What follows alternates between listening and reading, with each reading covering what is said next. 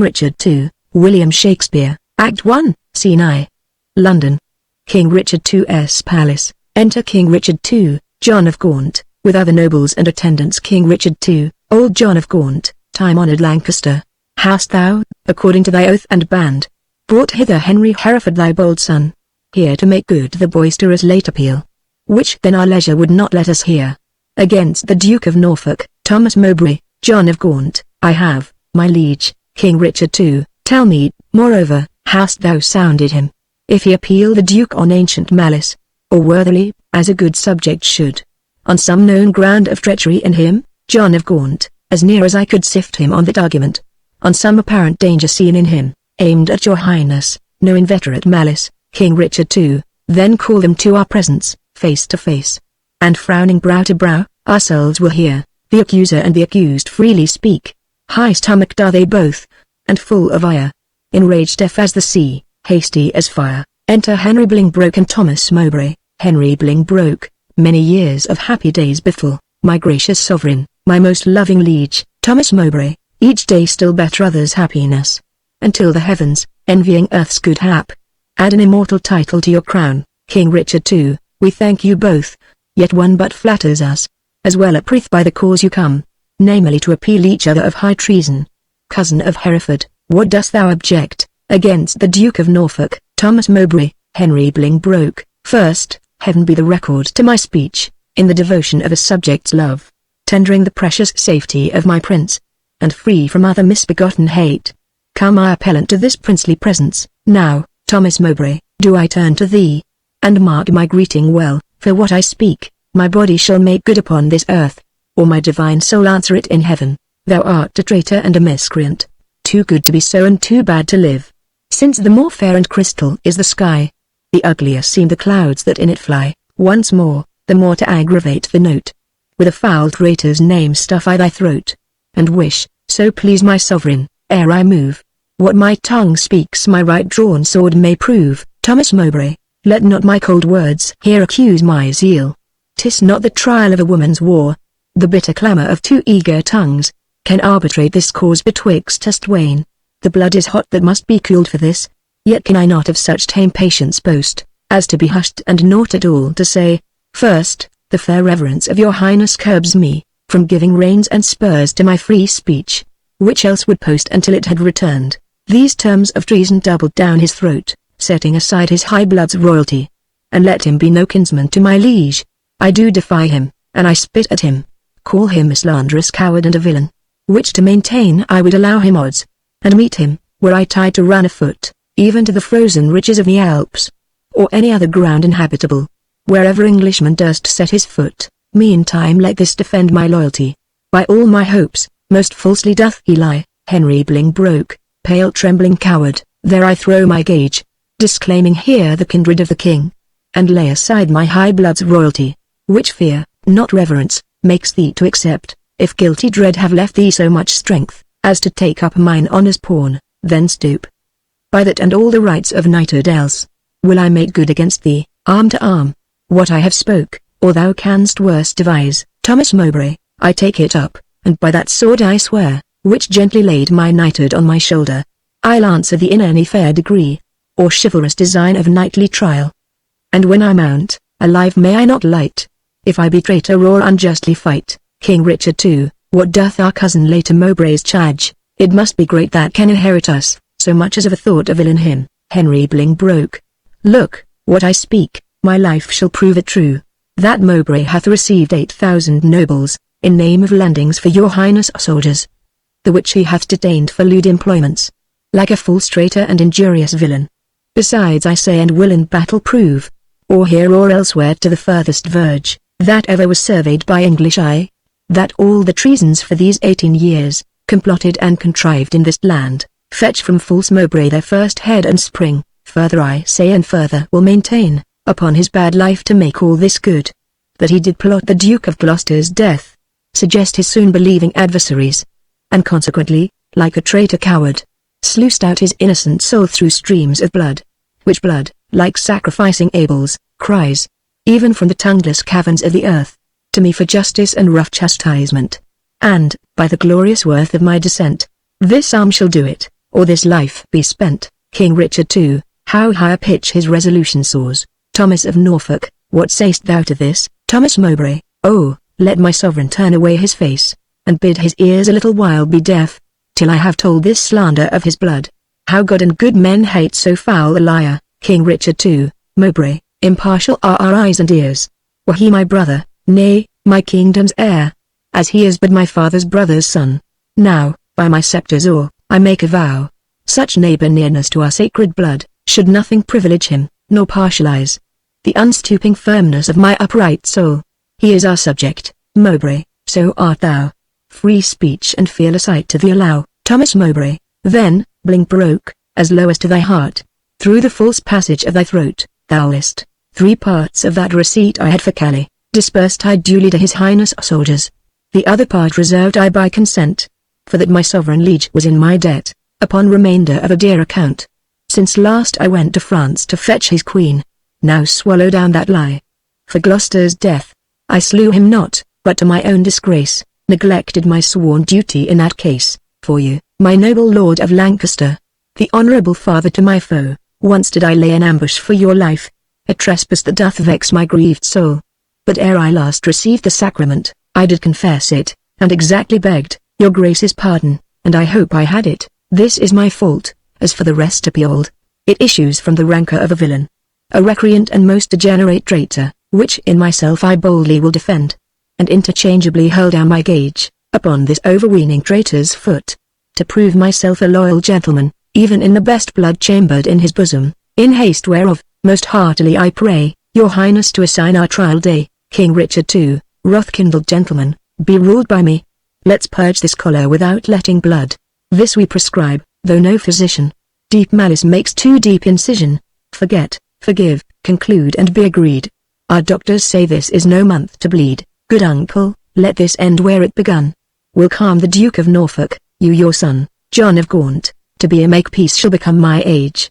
Throw down, my son, the Duke of Norfolk's gage, King Richard II, and, Norfolk, throw down his, John of Gaunt, when, Harry, when, obedience bids I should not bid again. King Richard II, Norfolk, throw down, we bid, there is no boot. Thomas Mowbray, myself I throw, dread sovereign, at thy foot, my life thou shalt command, but not my shame, the one my duty owes, but my fair name. Despite of death that lives upon my grave, to dark dishonours use thou shalt not have. I am disgraced, impeached and baffled here, pierced to the soul with slander's venomed spear, the which no balm can cure. His heart blood, which breathed this poison. King Richard II, rage must be withstood. Give me his gage, lions make leopards tame. Thomas Mowbray, yea, but not change his spots. Take but my shame, and I resign my gage. My dear lord, the purest treasure mortal times afford, is spotless reputation, that away. Men are but gilded loam or painted clay, a jewel in a 10 times barred up chest, is a bold spirit in a loyal breast. Mine honour is my life, both grow in one. Take honour from me, and my life is done. Then, dear my liege, mine honour let me try, in that I live and for that will I die. King Richard II, cousin, throw up your gage. Do you begin? Henry Bling broke. Oh, God defend my soul from such deep sin. Shall I seem crestfallen in my father's sight, or with pale beggar fear impeach my height? Before this outdared dastard, ere my tongue shall wound my honour with such feeble wrong, or sound so base a pile, my teeth shall tear the slavish motive of recanting fear, and spit it bleeding in his high disgrace, where shame doth harbour, even in Mowbray's face. Exit John of Gaunt. King Richard II, we were not born to sue, but to command, which since we cannot do to make you friends, be ready, as your lives shall answer it. At Coventry, upon St. Lambert's day, the shall your swords and lances arbitrate the swelling difference of your settled hate.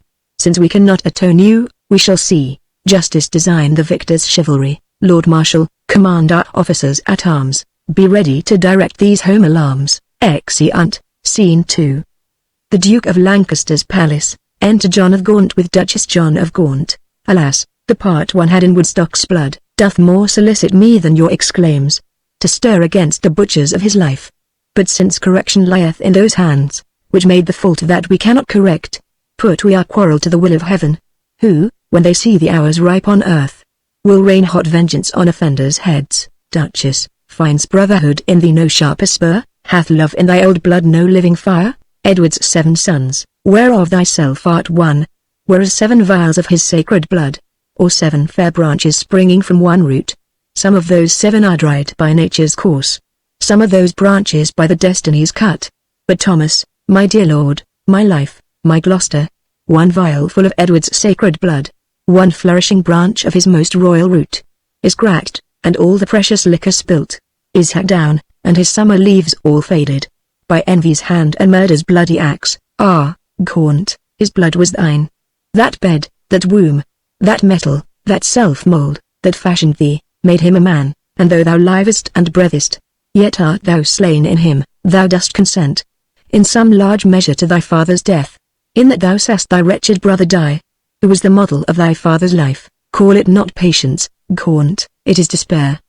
In suffering thus thy brother to be slaughtered, thou showest the naked pathway to thy life, teaching stern murder how to butcher thee. That which in mean men we entitle patience, is pale cold cowardice in noble breasts. What shall I say?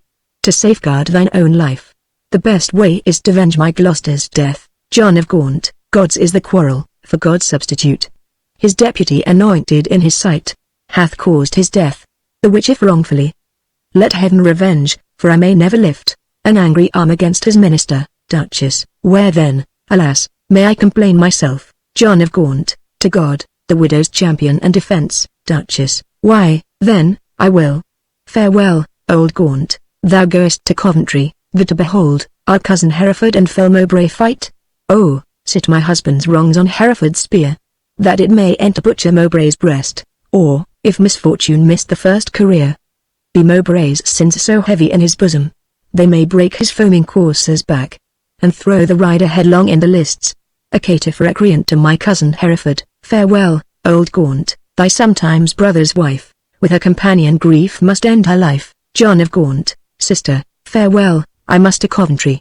As much good stay with thee as go with me. Duchess, yet one word more, grief boundeth where it falls, not with the empty hollowness, but wait, I take my leave before I have begun, for sorrow ends not when it seemeth done. Commend me to thy brother, Edmund York. Lo, this is all: nay, yet depart not so. Though this be all, do not so quickly go, I shall remember more. Bid him what ? With all good speed at Plashy visit me. Alack, and what shall good old York thus see, but empty lodgings and unfurnished walls, unpeopled offices, untrodden stones? And what heareth the welcome but my groans? Therefore commend me, let him not come there, to seek out sorrow that dwells everywhere. Desolate, desolate, will I hence and die. The last leave of thee takes my weeping eye. Exeunt. Scene 3. The lists at Coventry. Enter the Lord Marshal and the Duke of Aumerle. Lord Marshal, my Lord Aumerle, is Harry Hereford armed? Duke of Aumerle, yea, at all points, and longs to enter in. Lord Marshal.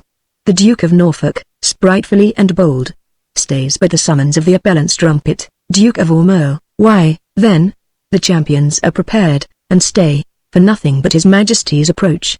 The trumpets sound, and King Richard enters with his nobles, John of Gaunt, Bushy, Bigot, Green, and others. When they are set, enter Thomas Mowbray in arms, defendant, with a herald, King Richard II, Marshal, demand of yonder champion, the cause of his arrival here in arms. Ask him his name and orderly proceed, to swear him in the justice of his cause. Lord Marshal, in God's name and the King's, say who thou art, and why thou comest thus nightly clad in arms, against what man thou comest, and what thy quarrel. Speak truly, on thy knighthood and thy oath, as so defend thee heaven and thy valour. Thomas Mowbray, my name is Thomas Mowbray, Duke of Norfolk, who hither come engaged by my oath, which God defend a knight should violate! Both to defend my loyalty and truth, to God, my King and my succeeding issue, against the Duke of Hereford that appeals me, and, by the grace of God and this mine arm, to prove him, in defending of myself, a traitor to my God, my King, and me, and as I truly fight, defend me heaven. The trumpets sound. Enter Henry Bolingbroke, appellant, in armour, with a herald, King Richard II, Marshal. Ask yonder knight in arms, both who he is and why he cometh hither, thus plated in habiliments of war, and formally, according to our law, to pose him in the justice of his cause. Lord Marshal, what is thy name? And wherefore comest thou hither, before King Richard in his royal lists? Against whom comest thou? And what's thy quarrel? Speak like a true knight, So defend thee heaven, Henry Bolingbroke, Harry of Hereford, Lancaster and Derby, am I, who ready here do stand in arms, to prove, by God's grace and my body's valour, in lists, on Thomas Mowbray, Duke of Norfolk, that he is a traitor, foul and dangerous, to God of heaven, King Richard and to me. And as I truly fight, defend me heaven, Lord Marshal, on pain of death, no person be so bold, or daring hardy as to touch the lists, except the Marshal and such officers, appointed to direct these fair designs. Henry Bolingbroke, Lord Marshal, let me kiss my sovereign's hand, and bow my knee before his majesty. For Mowbray and myself are like two men, that vow a long and weary pilgrimage. Then let us take a ceremonious leave, and loving farewell of our several friends. Lord Marshal, the appellant in all duty greets your highness, and craves to kiss your hand and take his leave. King Richard too, we will descend and fold him in our arms. Cousin of Hereford, as thy cause is right, so be thy fortune in this royal fight. Farewell, my blood, which if today thou shed, lament we may, but not revenge thee dead. Henry Bolingbroke, oh let no noble eye profane a tear, for me, if I be gored with Mowbray's spear. As confident as is the falcon's flight, against a bird, do I with Mowbray fight. My loving lord, I take my leave of you, my noble cousin, Lord Ormerle, not sick, although I have to do with death, but lusty, young, and cheerly drawing breath. Lo, as at English feasts, so I greet, the daintiest last, to make the end most sweet. O thou, the earthly author of my blood, whose youthful spirit, in me regenerate, doth with a twofold vigour lift me up, to reach at victory above my head, add proof unto mine armour with thy prayers, and with thy blessings steel my lance's point, that it may enter Mowbray's waxen coat, and furbish new the name of John of Gaunt, even in the lusty haviour of his son, John of Gaunt. God in thy good cause make thee prosperous, be swift like lightning in the execution, and let thy blows, doubly redoubled, fall like amazing thunder on the casque of thy adverse pernicious enemy.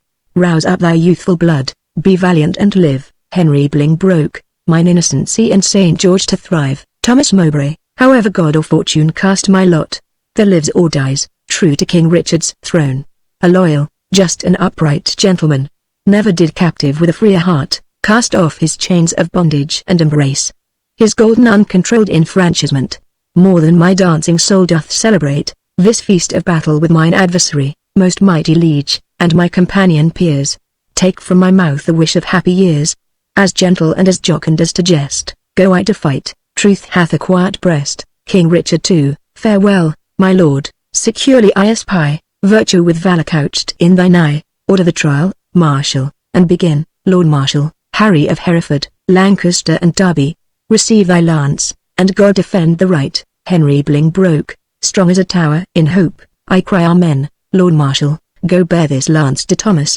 Duke of Norfolk, first herald, Harry of Hereford, Lancaster and Derby, stands here for God, his sovereign and himself, on pain to be found false and recreant, to prove the Duke of Norfolk, Thomas Mowbray, a traitor to his God, his king and him, and dares him to set forward to the fight. Second herald, here standeth Thomas Mowbray, Duke of Norfolk, on pain to be found false and recreant, both to defend himself and to approve, Henry of Hereford, Lancaster, and Derby, to God, his sovereign and to him disloyal, courageously and with a free desire, attending but the signal to begin. Lord Marshal, sound, trumpets, and set forward, combatants. A charge sounded, stay, the king hath thrown his warder down. King Richard too, let them lay by their helmets and their spears, and both return back to their chairs again.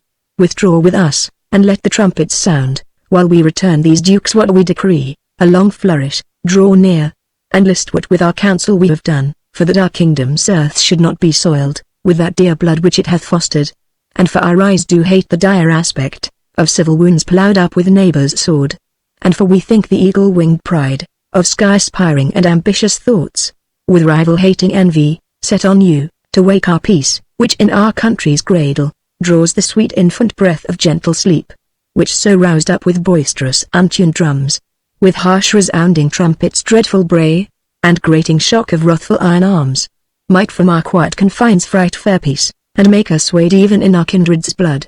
Therefore, we banish you our territories, you, cousin Hereford, upon pain of life, till twice 5 summers have enriched our fields, shall not regreet our fair dominions, but dread the stranger paths of banishment. Henry Bolingbroke, Your will be done, this must my comfort be. Sun that warms you here shall shine on me. And those his golden beams to you here lent, shall point on me and gild my banishment. King Richard II, Norfolk, for thee remains a heavier doom, which I with some unwillingness pronounce. The sly slow hours shall not determinate the dateless limit of thy dear exile. The hopeless word of never to return, breathe I against thee, upon pain of life. Thomas Mowbray, a heavy sentence, my most sovereign liege, and all unlooked for from your highness mouth. A dearer merit, not so deep a maim, as to be cast forth in the common air, have I deserved at your highness' hands. The language I have learned these 40 years, my native English, now I must forego, and now my tongue's use is to me no more, than an unstringed viol or a harp, or like a cunning instrument cased up, or, being open, put into his hands, that knows no touch to tune a harmony. Within my mouth you have engargled my tongue, doubly portcullised with my teeth and lips, and dull unfeeling barren ignorance, is made my jailer to attend on me. I am too old to fawn upon a nurse, too far in years to be a pupil now. What is thy sentence then but speechless death, which robs my tongue from breathing native breath? King Richard II, it boots thee not to be compassionate, after our sentence plaining comes too late. Thomas Mowbray, then thus I turn me from my country's light, to dwell in solemn shades of endless night. King Richard II, return again, and take an oath with thee, lay on our royal sword your banished hands. Swear by the duty that you owe to God, our part therein we banish with yourselves, to keep the oath that we administer. You never shall, so help you truth and God, embrace each other's love in banishment, nor never look upon each other's face, nor never write, regreet, nor reconcile, this lowering tempest of your home-bred hate, nor never by advised purpose meet, to plot, contrive, or complot any ill, gainst us, our state, our subjects, or our land. Henry Bolingbroke, I swear, Thomas Mowbray, and I, to keep all this. Henry Bolingbroke, Norfolk, so far as to mine enemy : by this time, had the king permitted us, one of our souls had wandered in the air, banished this frail sepulchre of our flesh, as now our flesh is banished from this land. Confess thy treasons ere thou fly the realm, since thou hast far to go, bear not along the clogging burthen of a guilty soul. Thomas Mowbray, no, Bolingbroke, if ever I were traitor, my name be blotted from the book of life, and I from heaven banished as from hence. But what thou art, God, thou, and I do know, and all too soon, I fear, the king shall rue. Farewell, my liege. Now no way can I stray, save back to England, all the world's my way. Exit. King Richard II, uncle, even in the glasses of thine eyes, I see thy grieved heart, thy sad aspect, hath from the number of his banished years, plucked 4 away. To Henry Bolingbroke, 6 frozen winters spent, returned with welcome home from banishment. Henry Bolingbroke, how long a time lies in one little word, 4 lagging winters and 4 wanton springs, and in a word, such is the breath of kings. John of Gaunt, I thank my liege, that in regard of me, he shortens 4 years of my son's exile. But little vantage shall I reap thereby, for, ere the 6 years that he hath to spend, can change their moons and bring their times about, my oil-dried lamp and time-bewasted light, shall be extinct with age and endless night. My inch of taper will be burnt and done, and blindfold death not let me see my son. King Richard II, why uncle, thou hast many years to live. John of Gaunt, but not a minute, king, that thou canst give. Shorten my days thou canst with sullen sorrow, and pluck nights from me, but not lend a morrow. Thou canst help time to furrow me with age, but stop no wrinkle in his pilgrimage. Thy word is current with him for my death, but dead, thy kingdom cannot buy my breath. King Richard II, thy son is banished upon good advice, whereto thy tongue a party verdict gave. Why at our justice seem'st thou then to lour? John of Gaunt, things sweet to taste prove indigestion sour. You urged me as a judge, but I had rather, you would have bid me argue like a father. Oh, had it been a stranger, not my child, to smooth his fault I should have been more mild. A partial slander sought I to avoid, and in the sentence my own life destroyed. Alas, I looked when some of you should say, I was too strict to make mine own away. But you gave leave to my unwilling tongue, against my will to do myself this wrong. King Richard II, cousin, farewell, and, uncle, bid him so. 6 years we banish him, and he shall go, flourish. Exeunt King Richard II and train. Duke of Ormond, cousin, farewell, what presents must not know. From where you do remain let paper show. Lord Marshal, my lord, no leave take I, for I will ride as far as land will let me, by your side, John of Gaunt. Oh, to what purpose dost thou hoard thy words? That thou returnest no greeting to thy friends? Henry Bolingbroke, I have too few to take my leave of you. When the tongue's office should be prodigal, to breathe the abundant dollar of the heart, John of Gaunt, thy grief is but thy absence for a time. Henry Bolingbroke, joy absent, grief is present for the time. John of Gaunt, what is 6 winters?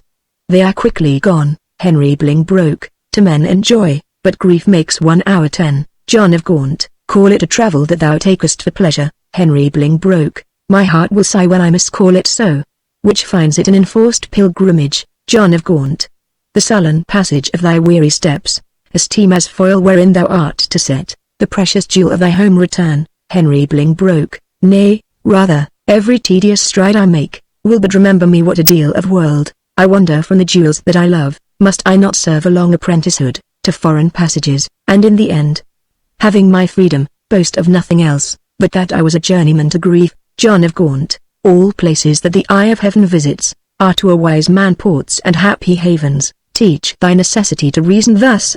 There is no virtue like necessity. Think not the king did banish thee, but thou the king. Woe doth the heavier sit, where it perceives it is but faintly born. Go, say I sent thee forth to purchase honor, and not the king exiled thee. Or suppose, devouring pestilence hangs in our air, and thou art flying to a fresher clime. Look, what thy soul holds dear, imagine it, to lie that way thou goest street, not whence thou comest. Suppose the singing birds musicians, the grass whereon thou treadst the presents strewed, the flowers fair ladies, and thy steps no more than a delightful measure or a dance. For gnarling sorrow hath less power to bite the man that mocks at it and sets it light. Henry Bolingbroke, oh, who can hold a fire in his hand, by thinking on the frosty Caucasus, or cloy the hungry edge of appetite, by bare imagination of a feast, or wallow naked in December snow, by thinking on fantastic summer's heat? Oh, no. The apprehension of the good, gives but the greater feeling to the worse. Fell sorrow's tooth doth never rankle more, than when he bites, but lanceth not the sore. John of Gaunt, come, come, my son, I'll bring thee on thy way. Had I thy youth and cause, I would not stay. Henry Bolingbroke, then, England's ground, farewell, sweet soil, adieu. My mother, and my nurse, that bears me yet, where'er I wander, boast of this I can. Though banished, yet a true-born Englishman. Exeunt. Scene 4. The court. Enter King Richard II, with Bigot and Green at one door, and the Duke of Ormond at another. King Richard II, we did observe. Cousin Ormond, how far brought you High Hereford on his way? Duke of Ormond, I brought High Hereford, if you call him so, but to the next highway, and there I left him. King Richard II, and say, what store of parting tears were shed? Duke of Ormond, faith, none for me, except the northeast wind, which then blew bitterly against our faces. Awake to the sleeping room, and so by chance, did grace our hollow parting with a tear. King Richard II, what said our cousin when you parted with him? Duke of Ormond, farewell, and, for my heart disdained that my tongue should so profane the word, that taught me craft, to counterfeit depression of such grief, that words seemed buried in my sorrow's grave. Marry, would the word farewell have lengthened hours, and added years to his short banishment, he should have had a volume of farewells.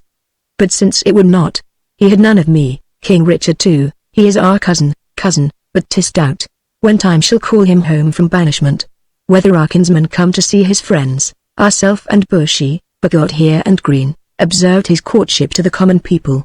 How he did seem to dive into their hearts, with humble and familiar courtesy.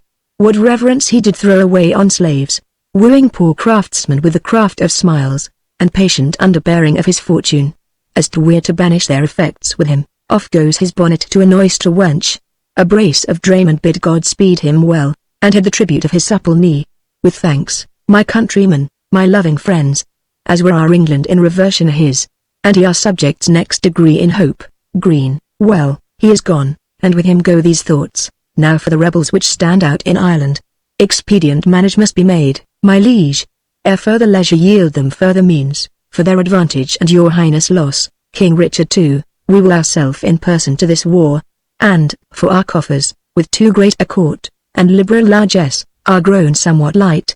We are enforced to farm our royal realm, the revenue whereof shall furnish us, for our affairs in hand. If that come short, Our substitutes at home shall have blank charters, whereto, when they shall know what men are rich, they shall subscribe them for large sums of gold, and send them after to supply our wants.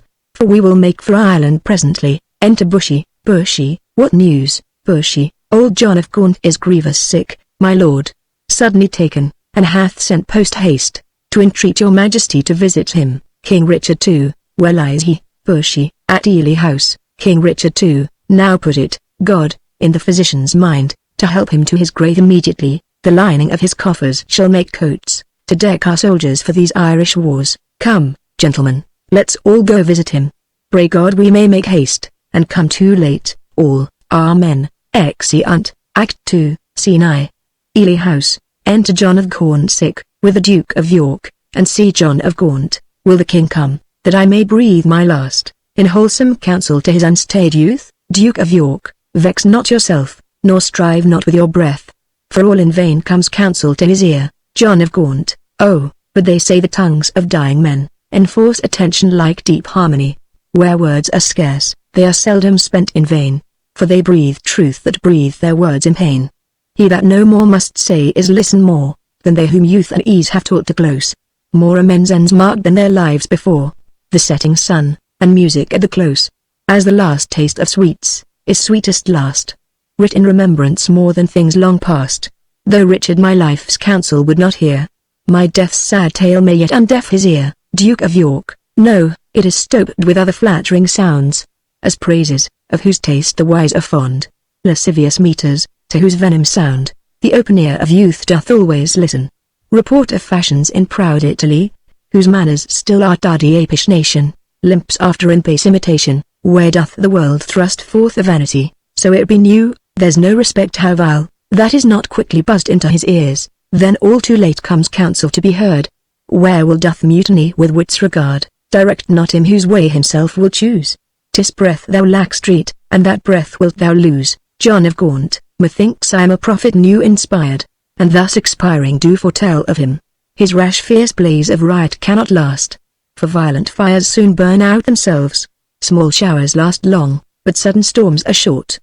He tires betimes that spurs too fast betimes, with eager feeding food doth choke the feeder.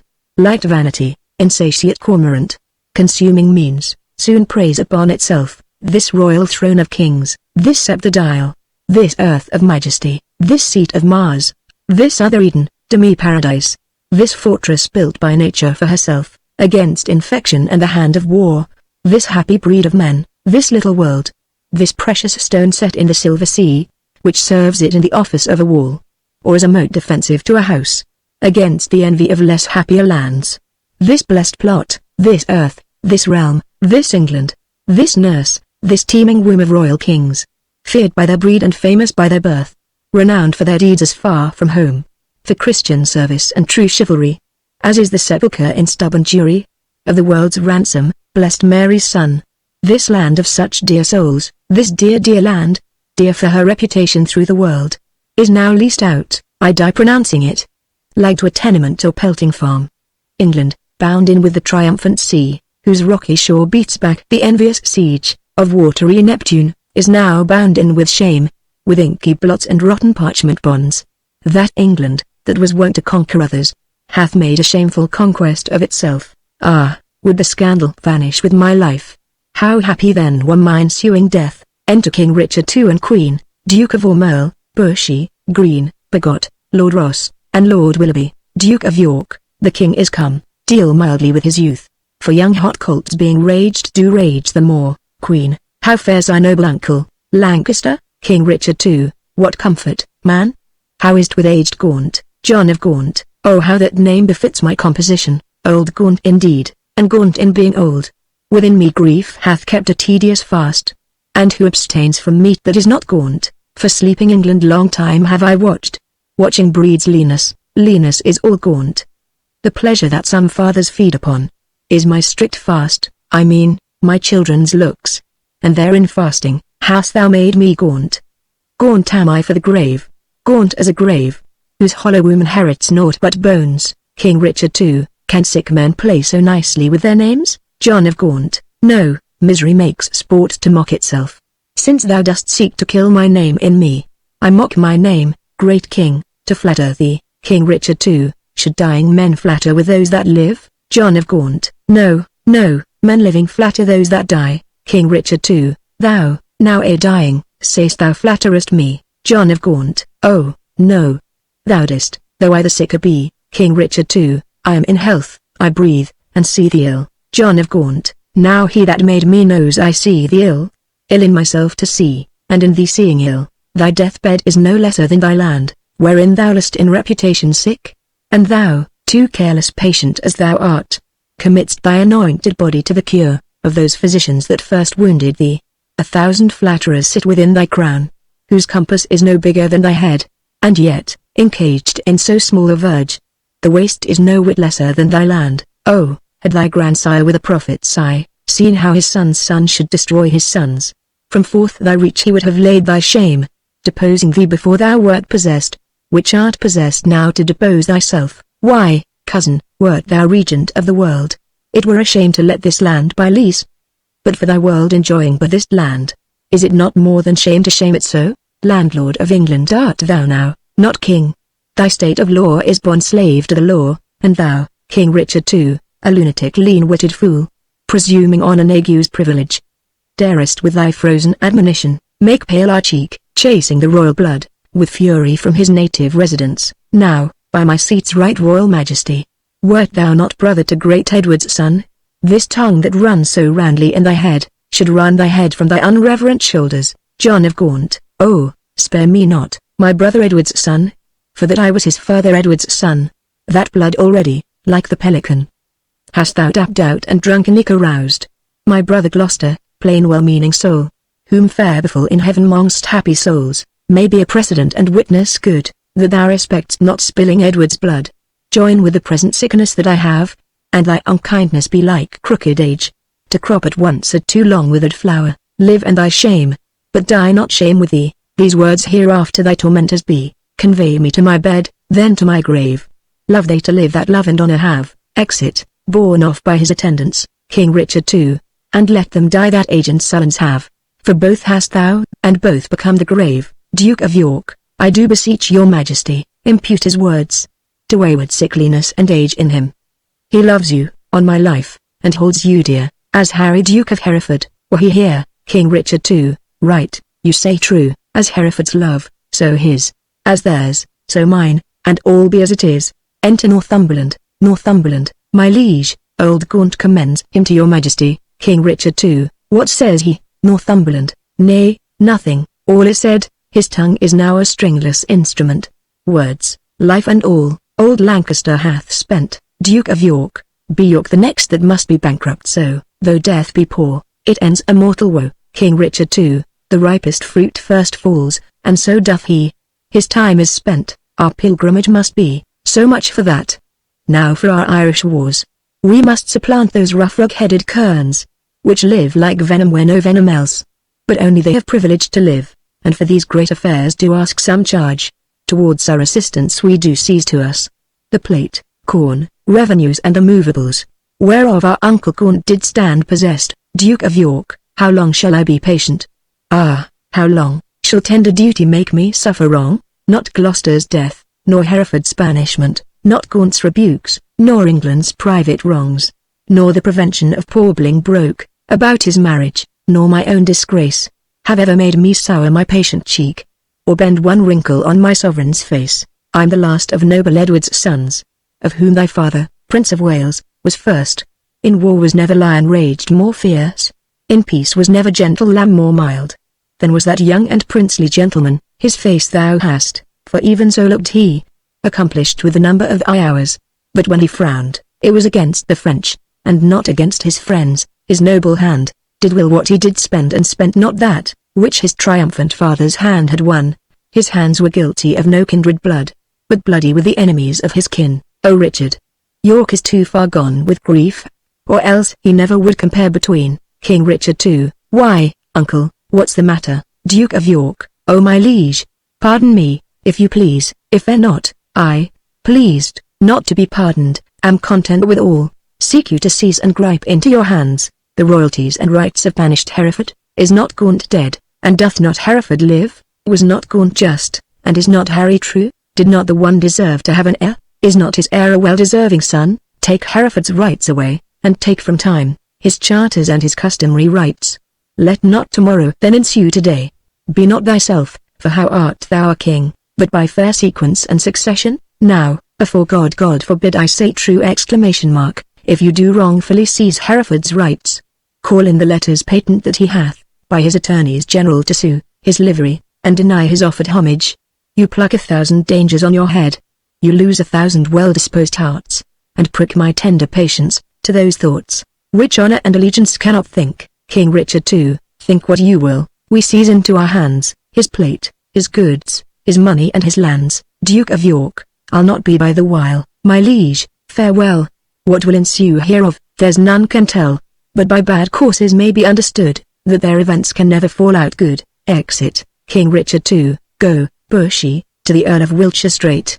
Bid him repair to us to Ely House, to see this business. Tomorrow next, we will for Ireland, and 'tis time, I trow, and we create, in absence of ourself, our Uncle York Lord Governor of England. For he is just and always loved us well. Come on, our Queen, tomorrow must we part. Be merry, for our time of stay is short. Flourish. Exeunt King Richard II, Queen, Duke of Ormond, Bushy, Green, and Begot, Northumberland. Well, lords, the Duke of Lancaster is dead, Lord Ross, and living too, for now his son is Duke, Lord Willoughby, barely in title, not in revenue, Northumberland, richly in both.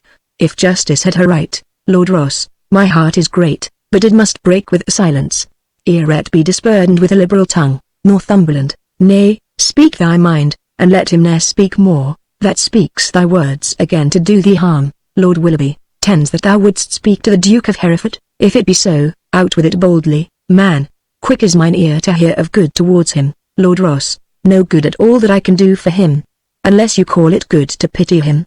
Bereft and gelded of his patrimony, Northumberland, now, afore God, 'tis shame such wrongs are born, in him, a royal prince, and many mo, of noble blood in this declining land. The king is not himself, but basely led, by flatterers, and what they will inform, merely in hate, gainst any of us all. That will the king severely prosecute, gainst us, our lives, our children, and our heirs. Lord Ross, the commons hath he pilled with grievous taxes, and quite lost their hearts. The nobles hath he fined, for ancient quarrels, and quite lost their hearts. Lord Willoughby, and daily new exactions are devised, as blanks, benevolences, and I wot not what. But what, O God's name, doth become of this? Northumberland, wars have not wasted it, for what he hath not, but basely yielded upon compromise, that which his noble ancestors achieved with blows.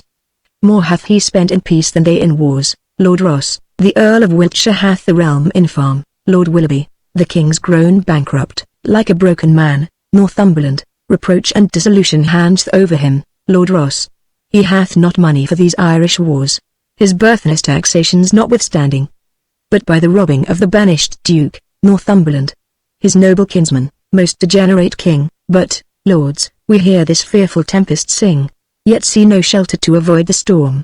We see the wind sit sore upon our sails, and yet we strike not, but securely perish. Lord Ross, we see the very wreck that we must suffer, and unavoided is the danger now, for suffering so the causes of our wreck. Northumberland, not so, even through the hollow eyes of death, I spy life peering, but I dare not say, how near the tidings of our comfort is. Lord Willoughby, nay, let us share thy thoughts, as thou dost ours. Lord Ross, be confident to speak. Northumberland, we three are but thyself, and, speaking so, thy words are but as thoughts, therefore, be bold. Northumberland, then thus, I have from Portleblanc, a bay, in Brittany, received intelligence, that Harry Duke of Hereford, and Lord Cobham, that late broke from the Duke of Exeter, his brother, Archbishop Late of Canterbury, Sir Thomas Erpingham, Sir John Ramsden, Sir John Norbury, Sir Robert Waterton and Francis Quoint, all these well furnished by the Duke of Brittany, with 8 tall ships, 3,000 men of war,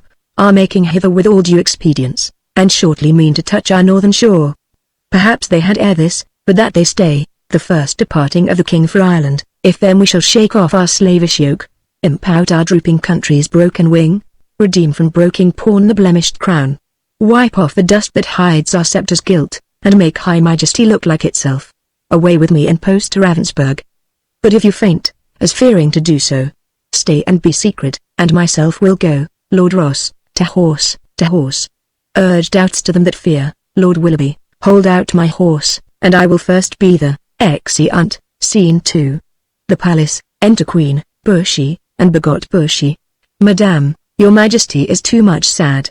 You promised, when you parted with the king, to lay aside life-harming heaviness, and entertain a cheerful disposition. Queen, to please the king I did, to please myself, I cannot do it, yet I know no cause why I should welcome such a guest as grief, save bidding farewell to so sweet a guest, as my sweet Richard. Yet again, methinks, some unborn sorrow, ripe in fortune's womb, is coming towards me, and my inward soul, with nothing trembles, at something it grieves, more than with parting from my lord the king. Bushy, each substance of the grief hath 20 shadows, which shows like grief itself, but is not so, for sorrow's eye, glazed with blinding tears, divides one thing entire to many objects, like perspectives, which rightly gazed upon, show nothing but confusion. Eye, distinguish form, so your sweet majesty, looking awry upon your lord's departure, find shapes of grief, more than himself, to wail, which, looked on as it is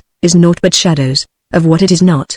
Then, thrice gracious queen, more than your lord's departure weep not, more's not seen, or if it be, 'tis with false sorrow's eye, which for things true weeps things imaginary. Queen, it may be so, but yet my inward soul persuades me it is otherwise. Howe'er it be, I cannot but be sad, so heavy sad, as, though on thinking on no thought I think, makes me with heavy nothing faint and shrink. Bushy, 'tis nothing but conceit, my gracious lady. Queen, 'tis nothing less, conceit is still derived, from some forefather grief, mine is not so, for nothing had begot my something grief, or something hath a nothing that I grieve, 'tis in reversion that I do possess. But what it is, that is not yet known, what, I cannot name, 'tis nameless woe. I wot, enter Green, God save your majesty. And well met, gentlemen. I hope the king is not yet shipped for Ireland. Queen, why hopest thou so? 'Tis better hope he is, for his designs crave haste, his haste good hope. Then wherefore dost thou hope he is not shipped? Green, that he, our hope, might have retired his power, and driven into despair an enemy's hope, who strongly hath set footing in this land. The banished Bolingbroke appeals himself, and with uplifted arms is safe arrived, at Ravensburg. Queen, now God in heaven forbid. Green, Madame, 'tis too true, and that is worse. The Lord Northumberland, his son young Henry Percy, the Lords of Ross, Edmund, and Willoughby, with all their powerful friends, are fled to him. Bushy, why have you not proclaimed Northumberland, and all the rest revolted faction traitors? Green, we have, whereupon the Earl of Worcester hath broke his staff, resigned his stewardship, and all the household servants fled with him, to Bolingbroke. Queen, so, Green, thou art the midwife to my woe, and Bolingbroke my sorrow's dismal heir. Now hath my soul brought forth her prodigy, and I, a gasping new delivered mother, have woe to woe, sorrow to sorrow joined. Bushy, despair not, Madame, Queen, who shall hinder me? I will despair, and be at enmity with cozening Hope. He is a flatterer, a parasite, a keeper back of death, who gently would dissolve the bands of life, which false hope lingers in extremity. Enter Duke of York. Green, here comes the Duke of York. Queen, with signs of war about his aged neck. Oh, full of careful business are his looks. Uncle, for God's sake, speak comfortable words. Duke of York, should I do so, I should belie my thoughts. Comfort's in heaven, and we are on the earth, where nothing lives but crosses, cares and grief. Your husband, he is gone to save far off, whilst others come to make him lose at home. Here am I left to underprop his land, who, weak with age, cannot support myself. Now comes the sick hour that his surfeit made. Now shall he try his friends that flattered him. Enter a servant. Servant, my lord, your son was gone before I came. Duke of York, he was? Why, so. Go all which way it will. The nobles they are fled, the commons they are cold, and will, I fear, revolt on Hereford's side. Sirrah, get thee to Plashy, to my sister Gloucester. Bid her send me presently £1,000. Hold, take my ring. Servant, my lord, I had forgot to tell your lordship. Today, as I came by, I called there, but I shall grieve you to report the rest. Duke of York, what is't, knave? Servant, an hour before I came, The Duchess died. Duke of York, God for his mercy. What a tide of woes comes rushing on this woeful land at once. I know not what to do. I would to God, so my untruth had not provoked him to it. The king had cut off my head with my brothers. What, are there no posts dispatched for Ireland? How shall we do for money for these wars? Come, sister, cousin, I would say pray, pardon me, go, fellow, get thee home, provide some carts, and bring away the armor that is there. Exit servant. Gentlemen, will you go muster men? If I know how or which way to order these affairs, thus thrust disorderly into my hands. Never believe me. Both are my kinsmen. The one is my sovereign, whom both my oath and duty bids defend. The other again is my kinsman, whom the king hath wronged, whom conscience and my kindred bids to right. Well, somewhat we must do. Come, cousin, I'll dispose of you. Gentlemen, go, muster up your men, and meet me presently at Berkeley. I should to Plashy too, but time will not permit. All is uneven, and everything is left at 6 and 7. Exeunt Duke of York and Queen. Bushy, the wind sits fair for news to go to Ireland, but none returns. For us to levy power, proportionable to the enemy, is all unpossible. Green. Besides, our nearness to the king in love, is near the hate of those love not the king, begot, and that's the wavering commons, for their love, lies in their purses, and whoso empties them, by so much fills their hearts with deadly hate. Bushy, wherein the king stands generally condemned, begot, if judgment lie in them, then so do we, because we ever have been near the king. Green. Well, I will for refuge straight to Bristol Castle.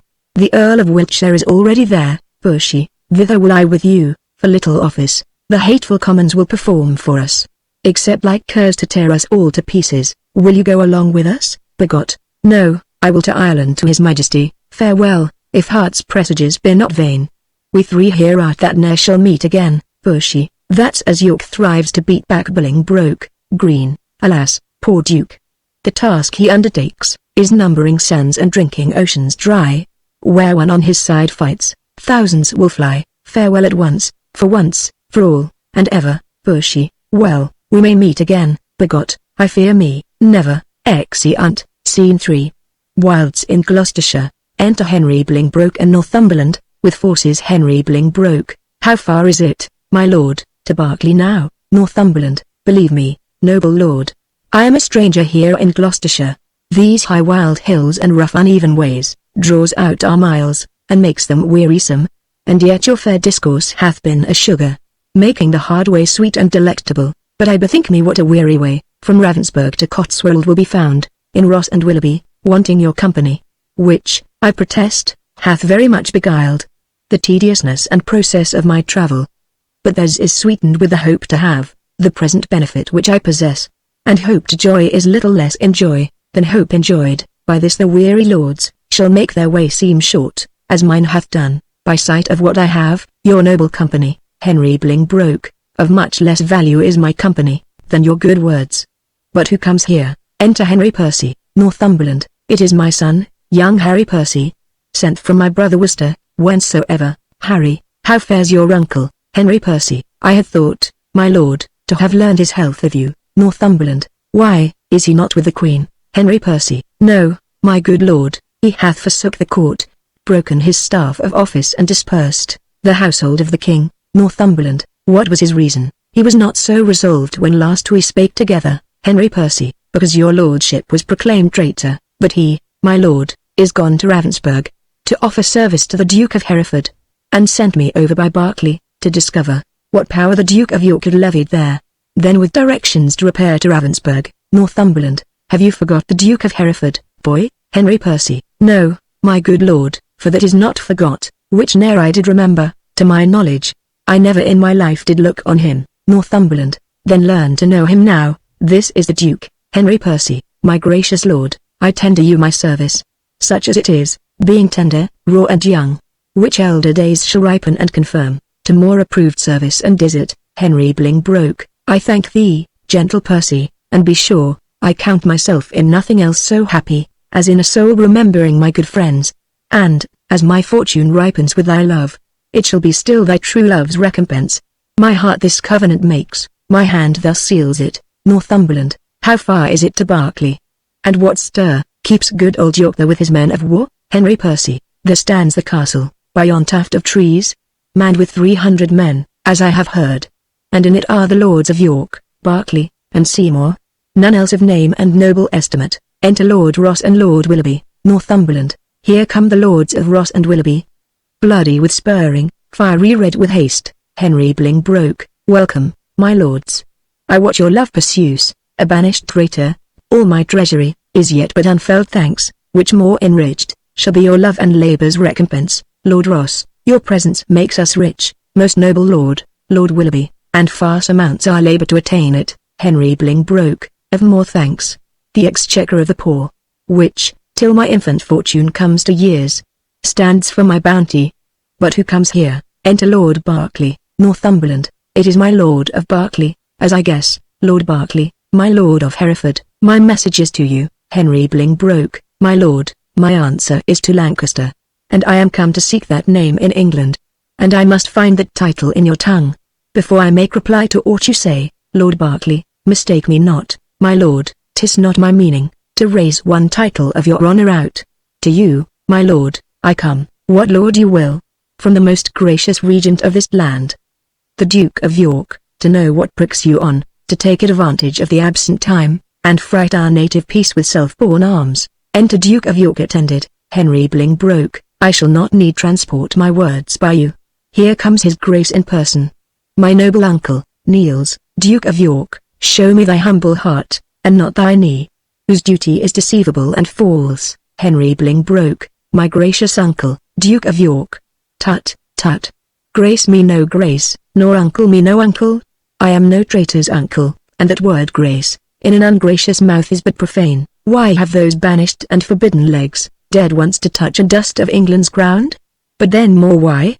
Why have they dared to march so many miles upon her peaceful bosom, frighting her pale-faced villages with war and ostentation of despised arms? Comest thou because the anointed king is hence? Why, foolish boy, the king is left behind, and in my loyal bosom lies his power. Were I but now the lord of such hot youth, as when brave Gaunt, thy father, and myself, rescued the Black Prince, that young Mars of men, from forth the ranks of many thousand French. Oh, then how quickly should this arm of mine, now prisoner to the palsy, chastise thee, and minister correction to thy fault. Henry Bolingbroke, my gracious uncle, let me know my fault. On what condition stands it and wherein? Duke of York, even in condition of the worst degree, in gross rebellion and detested treason. Thou art a banished man, and here art come, before the expiration of thy time, in braving arms against thy sovereign. Henry Bolingbroke, as I was banished Hereford, but as I come for Lancaster, and, noble uncle, I beseech your grace, look on my wrongs with an indifferent eye. You are my father, for methinks in you, I see old Gaunt alive. Oh, then, my father, will you permit that I shall stand condemned, a wandering vagabond, my rights and royalties, plucked from my arms perforce and given away, to upstart unthrifts? Wherefore was I born, if that my cousin king be king of England? It must be granted I am Duke of Lancaster. You have a son, or Merle, my noble cousin. Had you first died, and he been thus trod down, he should have found his uncle Gaunt a father, to rouse his wrongs and chase them to the bay. I am denied to sue my livery here, and yet my letters patents give me leave. My father's goods are all distrained and sold, and these and all are all amiss employed. What would you have me do? I am a subject, and I challenge law. Attorneys are denied me, and therefore, personally I lay my claim to my inheritance of free descent. Northumberland, the noble duke hath been too much abused. Lord Ross, it stands your grace upon to do him right. Lord Willoughby, base men by his endowments are made great. Duke of York, my lords of England, let me tell you this. I have had feeling of my cousin's wrongs, and laboured all I could to do him right. But in this kind to come, in braving arms, be his own carver and cut out his way, to find out right with wrong, it may not be. And you that do abet him in this kind, cherish rebellion and are rebels all. Northumberland, the noble duke hath sworn his coming is but for his own, and for the right of that, we all have strongly sworn to give him aid, and let him ne'er see joy that breaks that oath. Duke of York, well, I see the issue of these arms. I cannot mend it, I must needs confess, because my power is weak and all ill left. But if I could, by him that gave me life, I would attach you all and make you stoop unto the sovereign mercy of the king. But since I cannot, be it known to you, I do remain as neuter. So, fare you well. Unless you please to enter in the castle, and the repose you for this night. Henry broke an offer, uncle, that we will accept.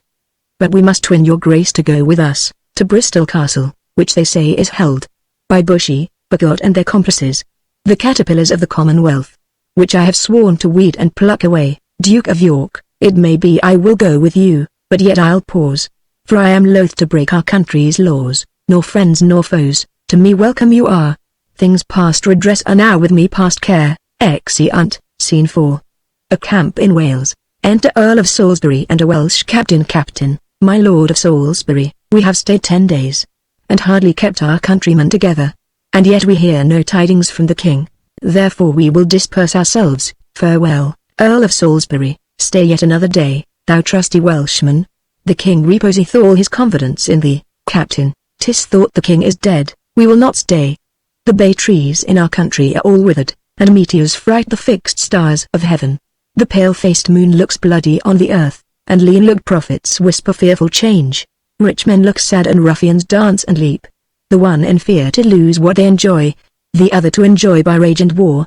These signs forerun the death or fall of kings. Farewell, our countrymen are gone and fled.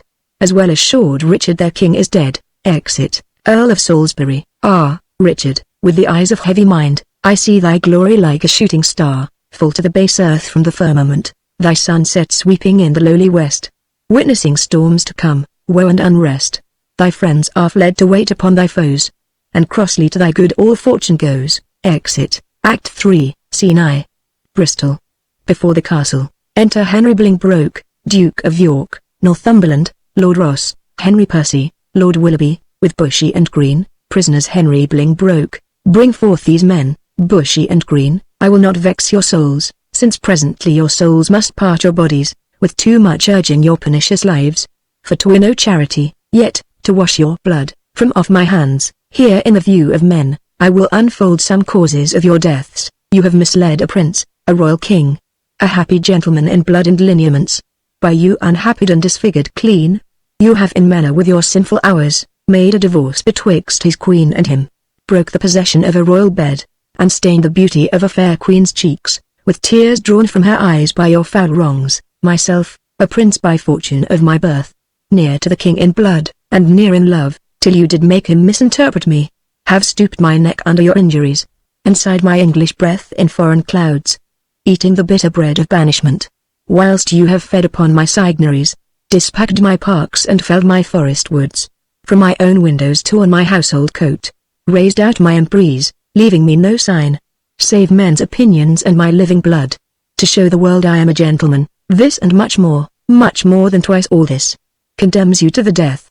See them delivered over to execution and the hand of death. Bushy, more welcome is the stroke of death to me, than Bolingbroke to England. Lords, farewell. Green, my comfort is that heaven will take our souls, and plague injustice with the pains of hell. Henry Bolingbroke, my lord Northumberland, see them dispatched. Exeunt. Northumberland and others, with the prisoners. Uncle, you say the queen is at your house. For God's sake, fairly let her be entreated. Tell her I send to her my kind commends. Take special care my greetings be delivered. Duke of York, a gentleman of mine I have dispatched, with letters of your love to her at large. Henry Bolingbroke, thank, gentle uncle. Come, lords, away, to fight with Glendower and his complices. A while to work, and after holiday. Exeunt. Scene 2. The coast of Wales. A castle in view, drums, flourish and colours. Enter King Richard II, the Bishop of Carlisle, Duke of Ormond, and soldiers. King Richard II, Barclay Castle call they this at hand. Duke of Ormond, yea, my lord. How brooks your grace the air, after your late tossing on the breaking seas? King Richard II, needs must I like it well, I weep for joy, to stand upon my kingdom once again. Dear earth, I do salute thee with my hand, though rebels wound thee with their horses' hooves. As a long-parted mother with her child, plays fondly with her tears and smiles in meeting, so, weeping, smiling, greet I thee, my earth, and do thee favours with my royal hands. Feed not thy sovereign's foe, my gentle earth, nor with thy sweets comfort his ravenous sense, but let thy spiders, that suck up thy venom, and heavy-gated toads lie in their way, doing annoyance to the treacherous feet, which with usurping steps do trample thee. Yield stinging nettles to mine enemies, and when they from thy bosom pluck a flower, guard it, I pray thee, with a lurking adder, whose double tongue may with a mortal touch, throw death upon thy sovereign's enemies. Mock not my senseless conjuration, lords. This earth shall have a feeling, and these stones prove armed soldiers, ere her native king shall falter under foul rebellion's arms. Bishop of Carlisle, fear not, my lord, that power that made you king hath power to keep you king in spite of all. The means that heaven yields must be embraced, and not neglected, else, if heaven would, and we will not, heaven's offer we refuse. The proffered means of succor and redress, Duke of Ormond. He means, my lord, that we are too remiss, whilst Bolingbroke, through our security, grows strong and great in substance and in power. King Richard II, discomfortable cousin. Knowst thou not, that when the searching eye of heaven is hid behind the globe that lights the lower world, then thieves and robbers range abroad unseen, in murders and in outrage, boldly here. But when from under this terrestrial ball, he fires the proud tops of the eastern pines, and darts his light through every guilty hole, then murders, treasons and detested sins, the cloak of night being plucked from off their backs, stand bare and naked, trembling at themselves. So when this thief, this traitor, Bolingbroke, who all this while hath revelled in the night, whilst we were wandering with the Antipodes, shall see us rising in our throne, the east, his treasons will sit blushing in his face, not able to endure the sight of day, but self-affrighted tremble at his sin. Not all the water in the rough rude sea can wash the balm off from an anointed king. The breath of worldly men cannot depose the deputy elected by the Lord. For every man that Bolingbroke hath pressed to lift shrewd steel against our golden crown, God for his Richard hath in heavenly pay a glorious angel. Then, if angels fight, weak men must fall, for heaven still guards the right. Enter Earl of Salisbury. Welcome, my lord. How far off lies your power, Earl of Salisbury? Nor near nor farther off, my gracious lord, than this weak arm. Discomfort guides my tongue, and bids me speak of nothing but despair. One day too late, I fear me, noble lord, hath clouded all thy happy days on earth. Oh, call back yesterday, bid time return, and thou shalt have 12,000 fighting men. Today, unhappy day, too late. O earth, rose thy joys, friends, fortune and thy state. For all the Welshmen, hearing thou wert dead, are gone to Bolingbroke, dispersed and fled. Duke of Ormond, comfort, my liege. Why looks your grace so pale? King Richard II.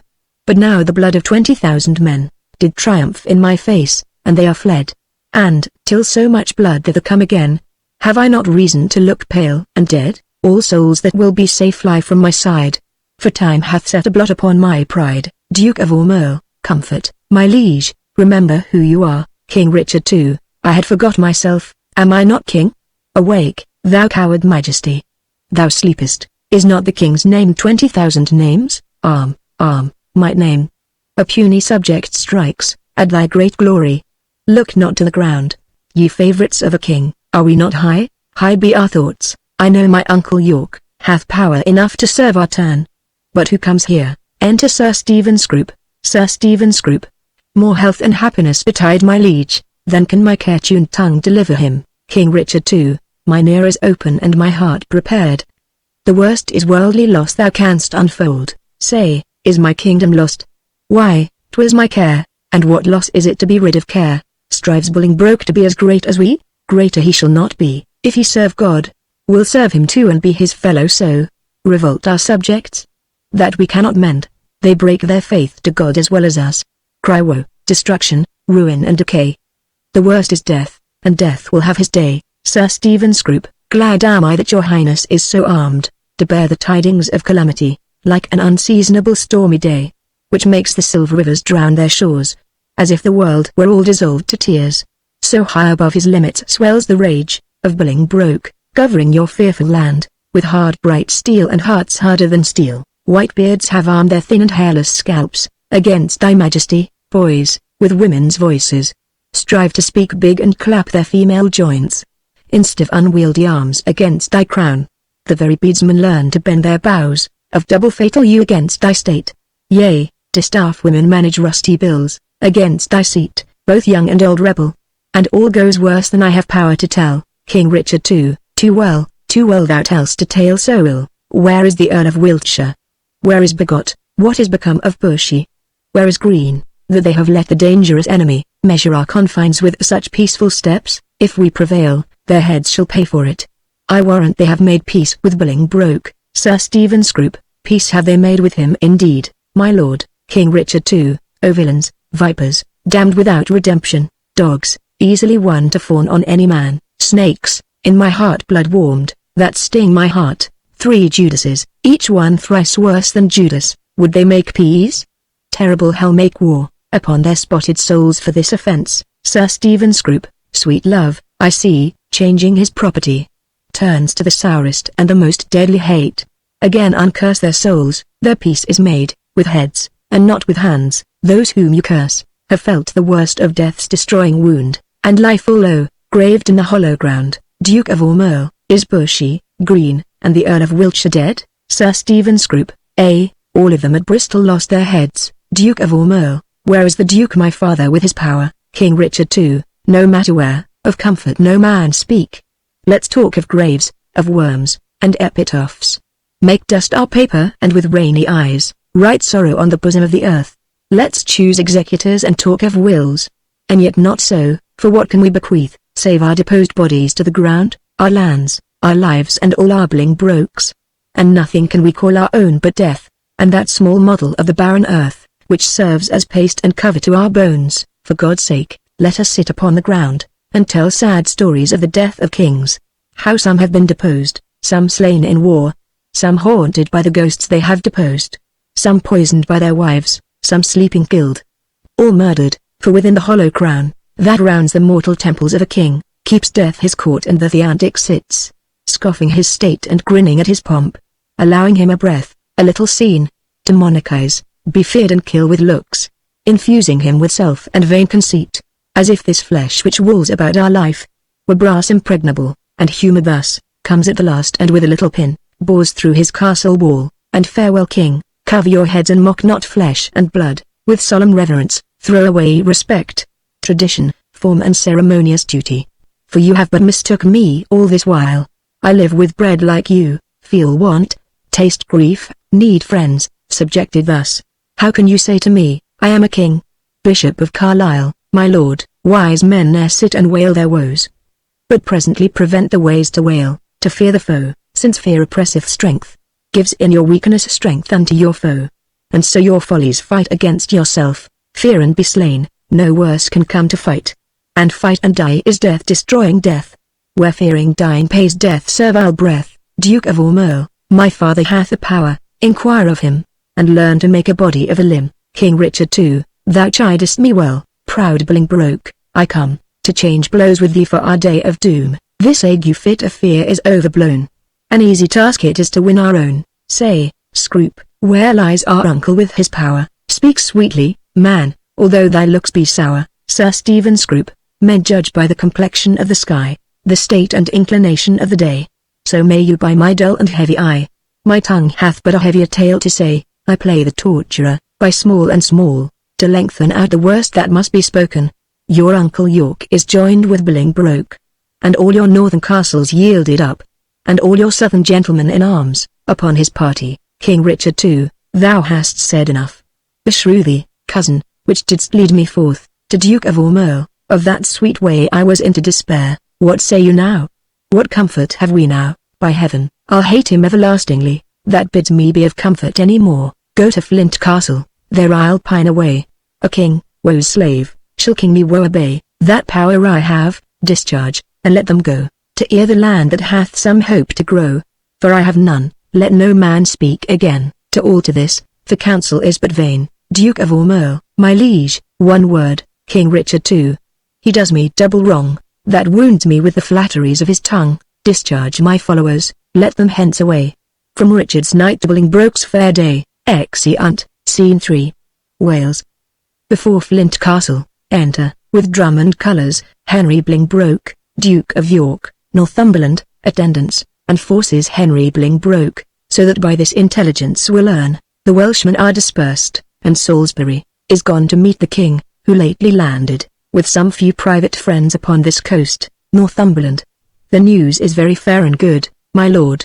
Richard not far from hence hath hit his head. Duke of York, it would beseem the Lord Northumberland, to say King Richard, alack the heavy day, when such a sacred king should hide his head.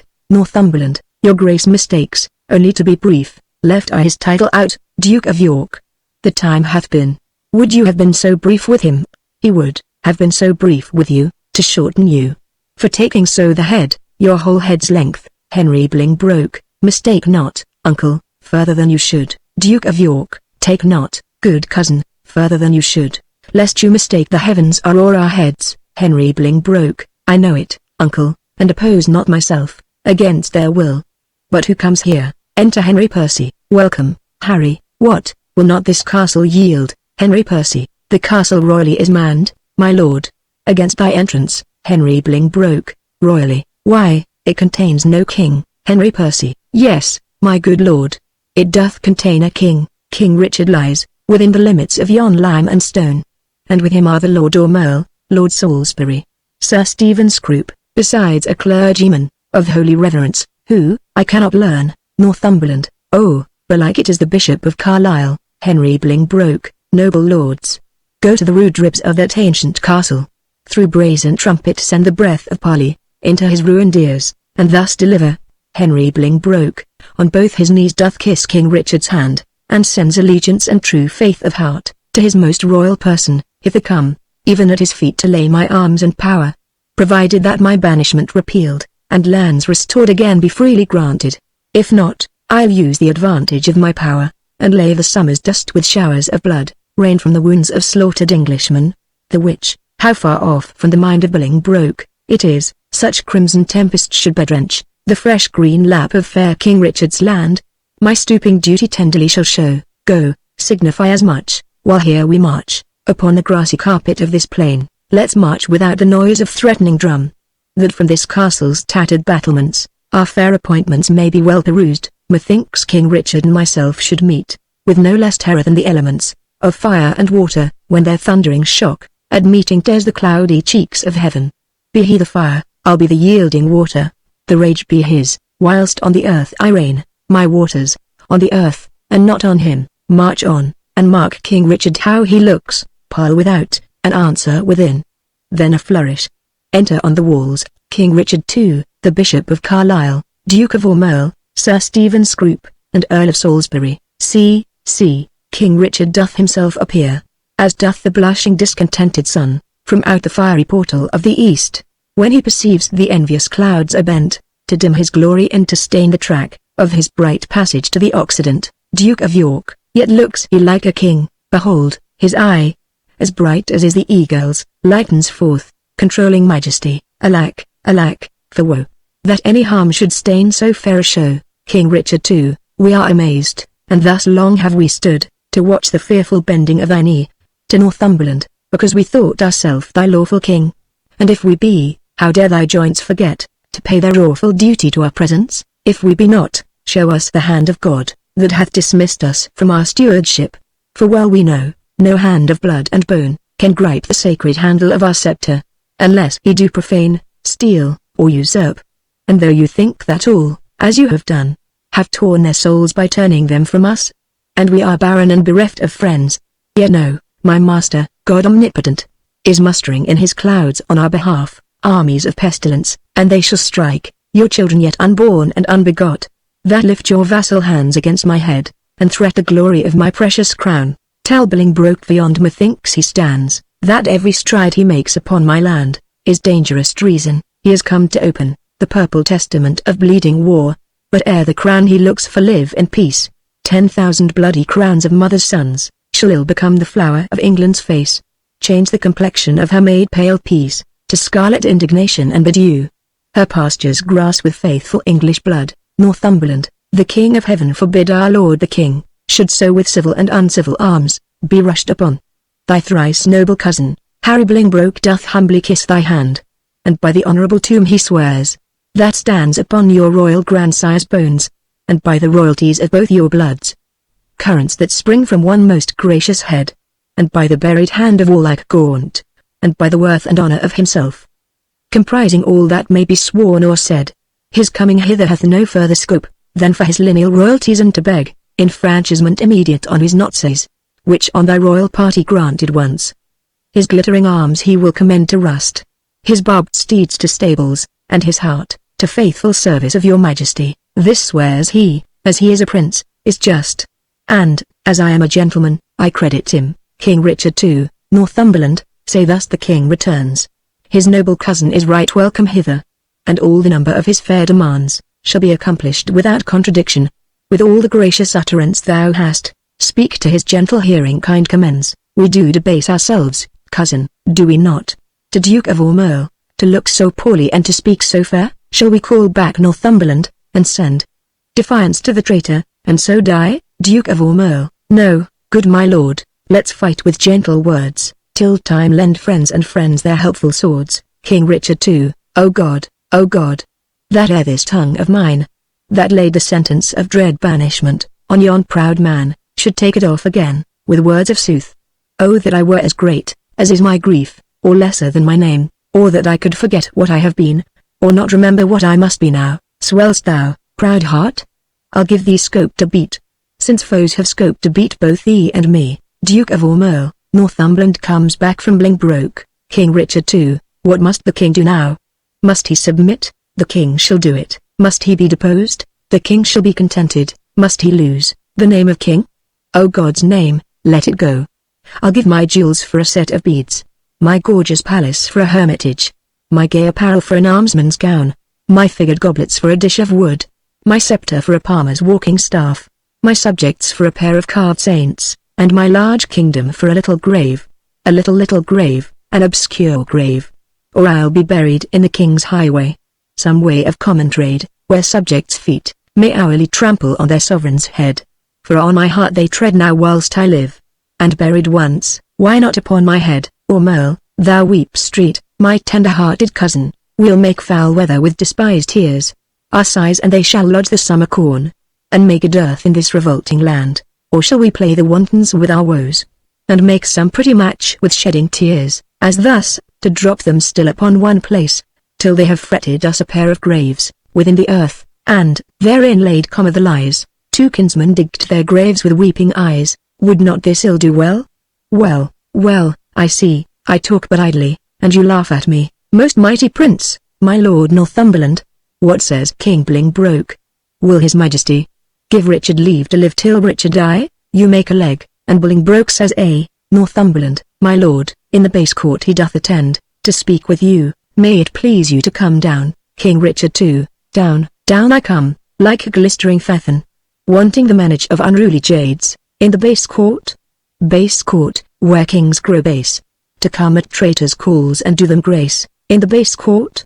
Come down, court, down, king, for night owls shriek where mounting larks should sing, exeunt from above. Henry Bolingbroke, what says his majesty? Northumberland, sorrow and grief of heart, makes him speak fondly, like a frantic man, yet he is come. Enter King Richard and his attendants below. Henry Bolingbroke, stand all apart, and show fair duty to his majesty. He kneels down, my gracious lord, King Richard II, fair cousin, you debase your princely knee, to make the base earth proud with kissing it.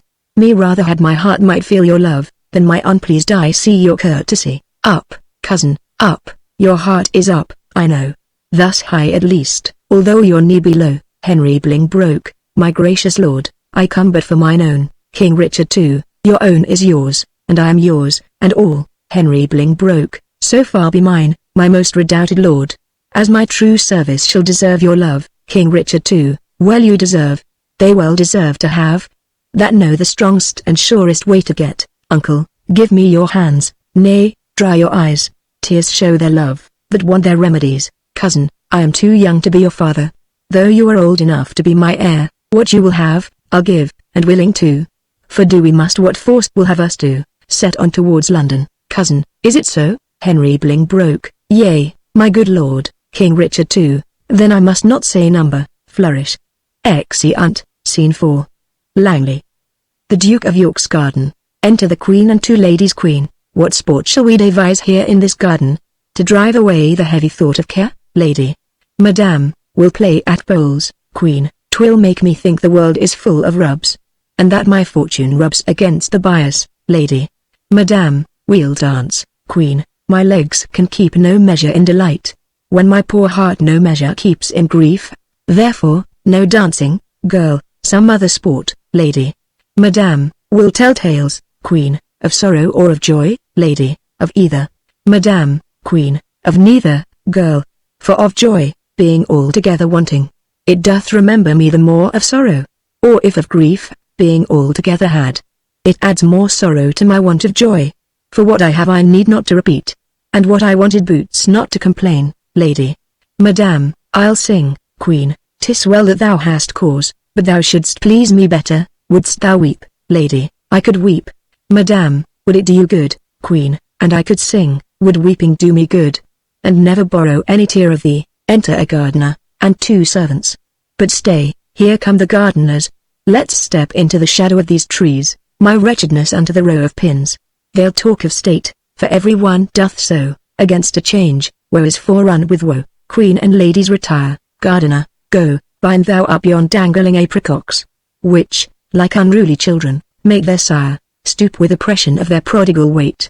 Give some supportance to the bending twigs. Go thou, and like an executioner, cut off the heads of 2 fast-growing sprays, that look too lofty in our commonwealth.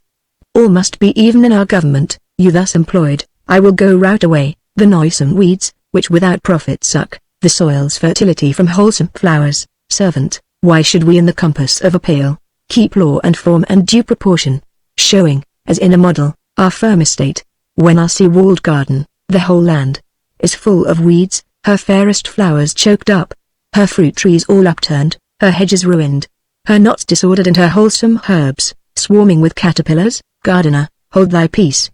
He that hath suffered this disordered spring, hath now himself met with a fall of leaf. The weeds which his broad-spreading leaves did shelter, that seemed in eating him to hold him up, are plucked up root and all by Bolingbroke. I mean the Earl of Wiltshire, bushy, green. Servant, what, art they dead? Gardener, they are, and Bolingbroke hath seized the wasteful king. Oh, what pity is it, that he had not so trimmed and dressed his land, as we this garden.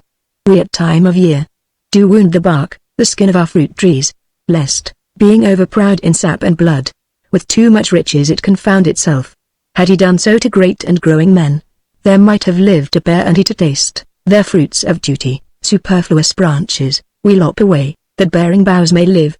Had he done so, himself had borne the crown, which waste of idle hours hath quite thrown down. Servant, what, think you then the king shall be deposed? Gardener, depressed he is already, and deposed, 'tis stout he will be. Letters came last night, to a dear friend of the good Duke of York's, that tell black tidings, queen. Oh, I'm pressed to death through want of speaking. Coming forward, thou, old Adam's likeness, set to dress this garden. How dares thy harsh rude tongue sound this unpleasing news? What Eve, what serpent, hath suggested thee, to make a second fall of cursed man? Why dost thou say King Richard is deposed? Darest thou, thou little better thing than earth, divine his downfall? Say, where, when, and how, camest thou by this ill tidings?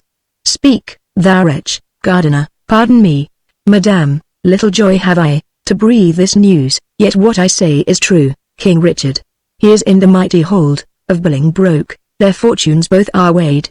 In your lord's scale is nothing but himself, and some few vanities that make him light, but in the balance of great Bolingbroke, besides himself, are all the English peers, and with that odds he weighs King Richard down.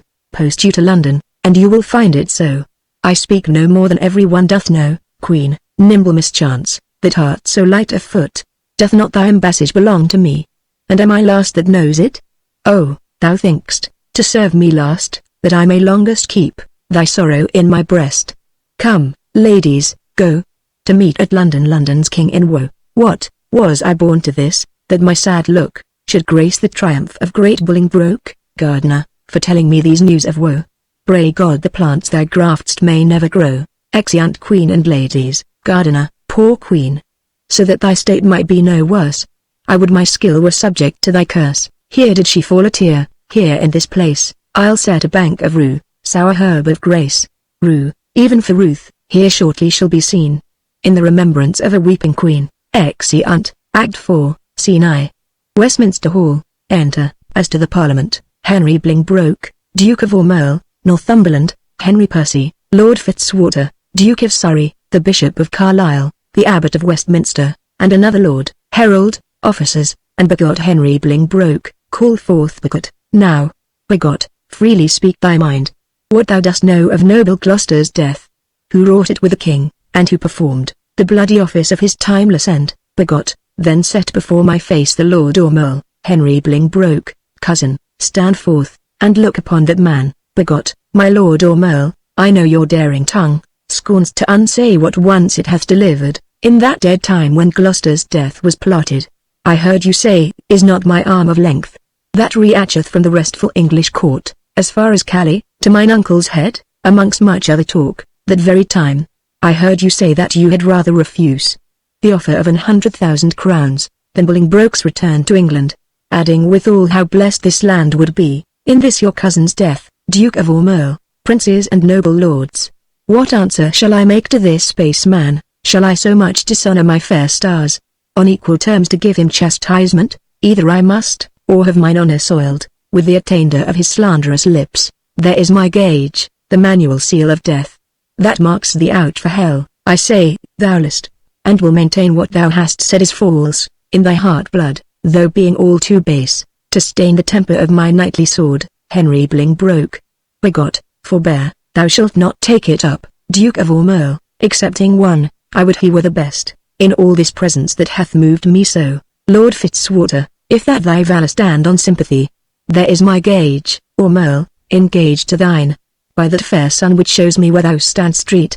I heard thee say, and vauntingly thou spakest it, that thou wert cause of noble Gloucester's death. If thou deniest it 20 times, thou liest, and I will turn thy falsehood to thy heart, where it was forged, with my rapier's point. Duke of Ormond, thou darest not, coward, live to see that day. Lord Fitzwater, now by my soul, I would it were this hour. Duke of Ormond, Fitzwater, thou art damned to hell for this. Henry Percy. Ormond, thou liest, his honour is as true, in this appeal as thou art tall unjust, and that thou art so, there I throw my gage, to prove it on thee to the extremest point of mortal breathing. Seize it, if thou darest, Duke of Ormond, and if I do not, may my hands rot off, and never brandish more avengeful steel, over the glittering helmet of my foe. Lord, I task the earth to the like, forsworn Ormond, and spur thee on with full as many lies, as may be hollowed in thy treacherous ear. From sun to sun, there is my honour's pawn.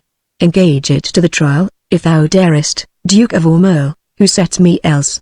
By heaven, I'll throw it all. I have 1,000 spirits in one breast, to answer 20,000 such as you. Duke of Surrey, my Lord Fitzwater, I do remember well, the very time Ormond and you did talk. Lord Fitzwater, 'tis very true, you were in presence then, and you can witness with me this is true. Duke of Surrey, as false, by heaven, as heaven itself is true. Lord Fitzwater, Surrey, thou liest, Duke of Surrey, dishonourable boy, that lie shall lie so heavy on my sword, that it shall render vengeance and revenge, till thou the lie giver and that lie do lie, in earth as quiet as thy father's skull. In proof whereof, there is my honour's pawn. Engage it to the trial, if thou darest. Lord Fitzwater, how fondly dost thou spur a forward horse. If I dare eat, or drink, or breathe, or live, I dare meet Surrey in a wilderness, and spit upon him, whilst I say he lies, and lies, and lies. There is my bond of faith, to tie thee to my strong correction, as I intend to thrive in this new world. Ormond is guilty of my true appeal. Besides, I heard the banished Norfolk say, that thou, Ormond, didst send 2 of thy men, to execute the noble Duke at Calais. Duke of Ormond, some honest Christian trust me with a gage, that Norfolk lies. Here do I throw down this, if he may be repealed, to try his honour. Henry Bolingbroke. These differences shall all rest under gage, till Norfolk be repealed he shall be. And, though mine enemy, restored again, to all his lands and signories, when he's returned, against Ormond we will enforce his trial. Bishop of Carlisle, that honourable day shall ne'er be seen. Many a time hath banished Norfolk fought, for Jesu Christ in glorious Christian field, streaming the ensign of the Christian cross, against black pagans, Turks, and Saracens, and toiled with works of war, retired himself, to Italy, and there at Venice gave his body to that pleasant country's earth, and his pure soul unto his captain Christ, under whose colours he had fought so long. Henry Bolingbroke. Why, Bishop, is Norfolk dead? Bishop of Carlisle, as surely as I live, my lord. Henry Bolingbroke. Sweet peace conduct his sweet soul to the bosom of good old Abraham. Lords appellants, Your differences shall all rest under gauge, till we assign you to your days of trial. Enter Duke of York. Attended, Duke of York, Great Duke of Lancaster, I come to thee, from plume-plucked Richard, who with willing soul, adopts thee heir, and his high sceptre yields, to the possession of thy royal hand. Ascend his throne, descending now from him. And long live Henry, fourth of that name. Henry Bolingbroke, in God's name, I'll ascend the regal throne. Bishop of Carlisle, marry. God forbid, worst in this royal presence may I speak. Yet best beseeming me to speak the truth, would God that any in this noble presence, were enough noble to be upright judge, of noble Richard. Then true noblesse would, learn him forbearance from so foul a wrong. What subject can give sentence on his king, and who sits here that is not Richard's subject? Thieves are not judged but they are by to hear, although apparent guilt be seen in them.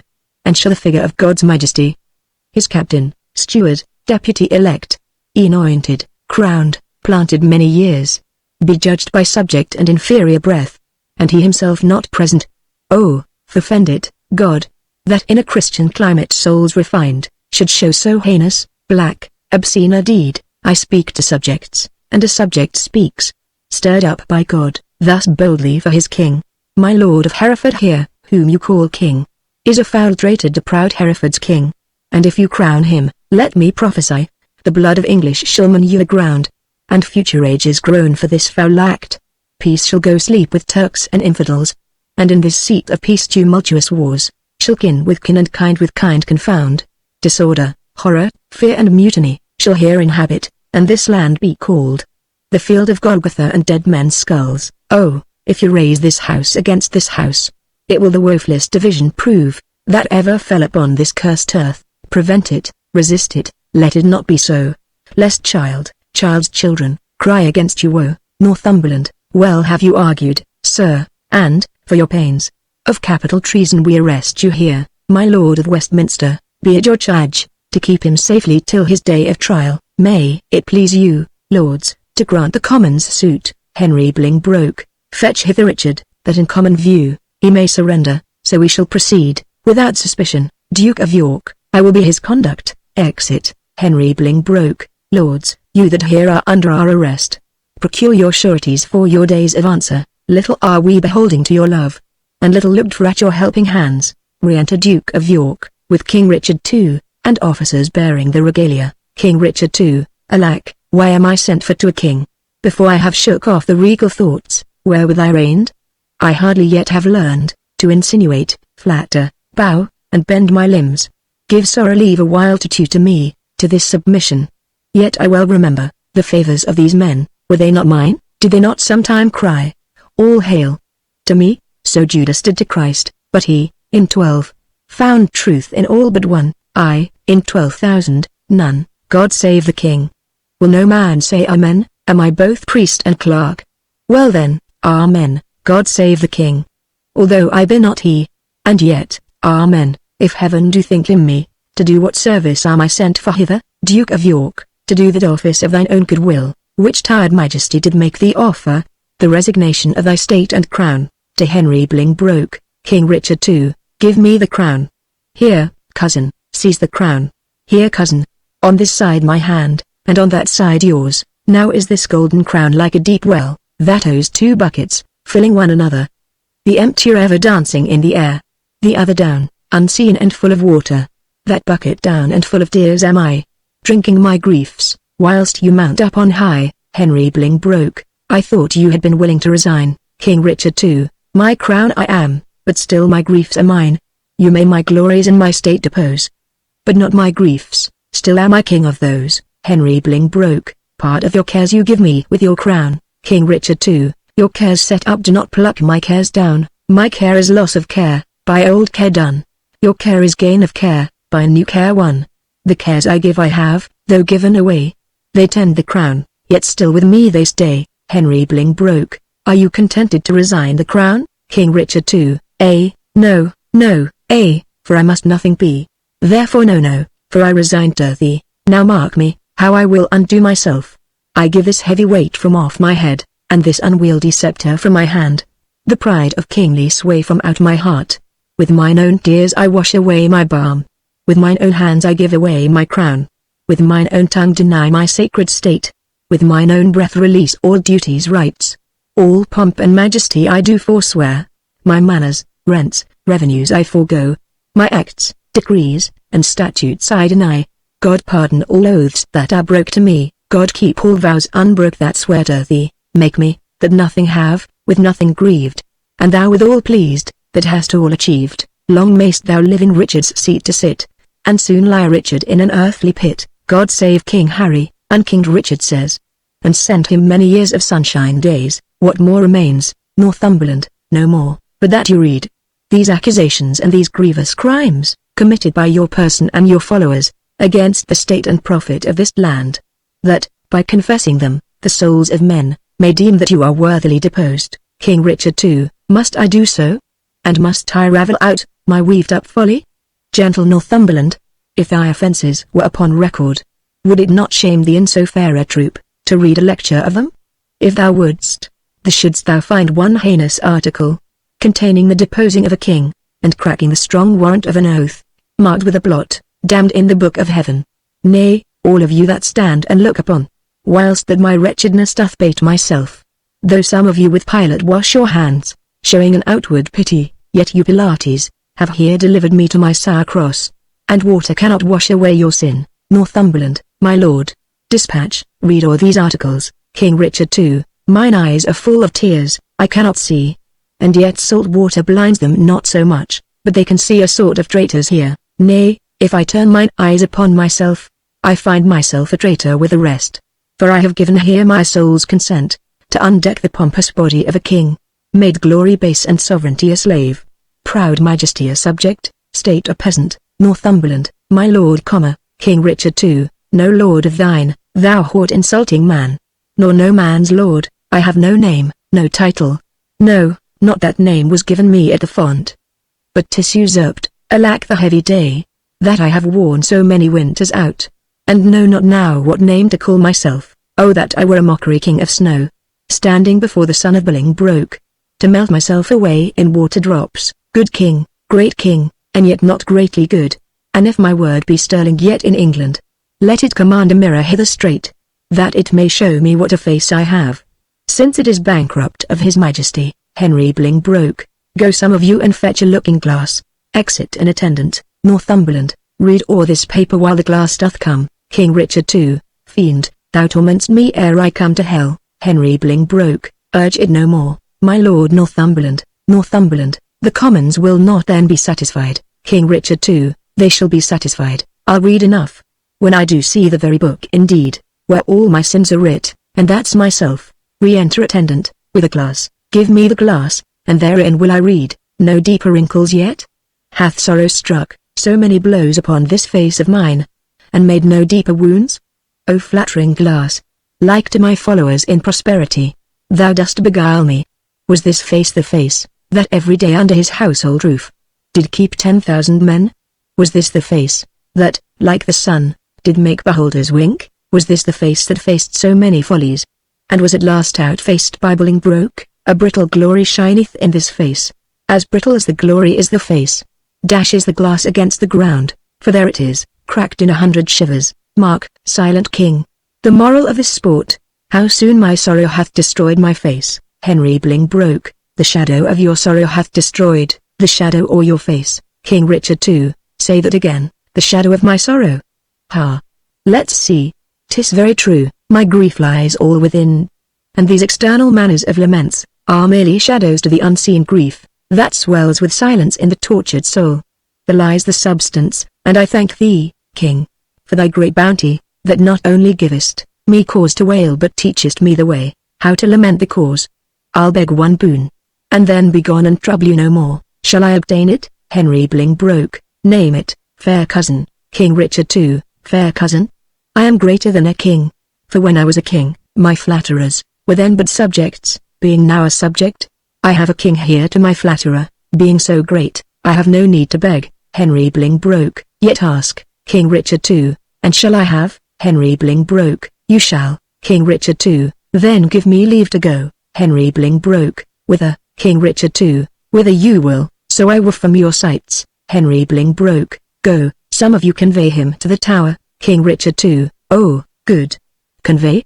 conveyors are you all, that rise thus nimbly by a true king's fall, exeunt King Richard II, some lords, and a guard, Henry Bolingbroke. On Wednesday next we solemnly set down our coronation. Lords, prepare yourselves, exeunt all except the Bishop of Carlisle, the Abbot of Westminster, and Duke of Ormond. Abbot, a woeful pageant have we here beheld. Bishop of Carlisle, the woes to come, the children yet unborn, shall feel this day as sharp to them as thorn. Duke of Ormond, you holy clergyman, is there no plot to rid the realm of this pernicious blot? Abbot, my lord, before I freely speak my mind herein, you shall not only take the sacrament, to bury mine intents, but also to effect, whatever I shall happen to devise. I see your brows are full of discontent, your hearts of sorrow and your eyes of tears. Come home with me to supper, and I'll lay, a plot shall show us all a merry day. Exeunt, Act 5, Scene I. London. A street leading to the Tower, enter Queen and Ladies Queen. This way the King will come, this is the way, to Julius Caesar's ill-erected tower, to whose flint bosom my condemned lord is doomed a prisoner by proud Bolingbroke. Here let us rest, if this rebellious earth have any resting for her true king's queen. Enter King Richard II and guard. But soft, that see, or rather do not see, my fair rose wither, yet look up, behold, that you in pity may dissolve to dew, and wash him fresh again with true love tears. Ah, thou, the model where old Troy did stand, thou map of honor, thou King Richard's tomb, and not King Richard, thou most beauteous in. Why should hard-favored grief be lodged in thee? When triumph is become an alehouse guest, King Richard II, join not with grief, fair woman, do not so. To make my end too sudden, learn, good soul, to think our former state a happy dream, from which awaked, the truth of what we are, shows us but this: I am sworn brother, sweet, to grim necessity, and he and I, will keep a league till death. Hie thee to France, and cloister thee in some religious house. Our holy lives must twin a new world's crown, which our profane hours here have stricken down. Queen, what, is my Richard both in shape and mind transformed and weakened? Hath Bolingbroke deposed thine intellect? Hath he been in thy heart? The lion dying thrusteth forth his paw, and wounds the earth, if nothing else, with rage, to be o'erpowered, and wilt thou, pupil-like, take thy correction mildly, kiss the rod, and fawn on rage with base humility? Which art a lion and a king of beasts, King Richard II, a king of beasts, indeed, if aught but beasts. I had been still a happy king of men. Good sometime Queen, prepare thee hence for France.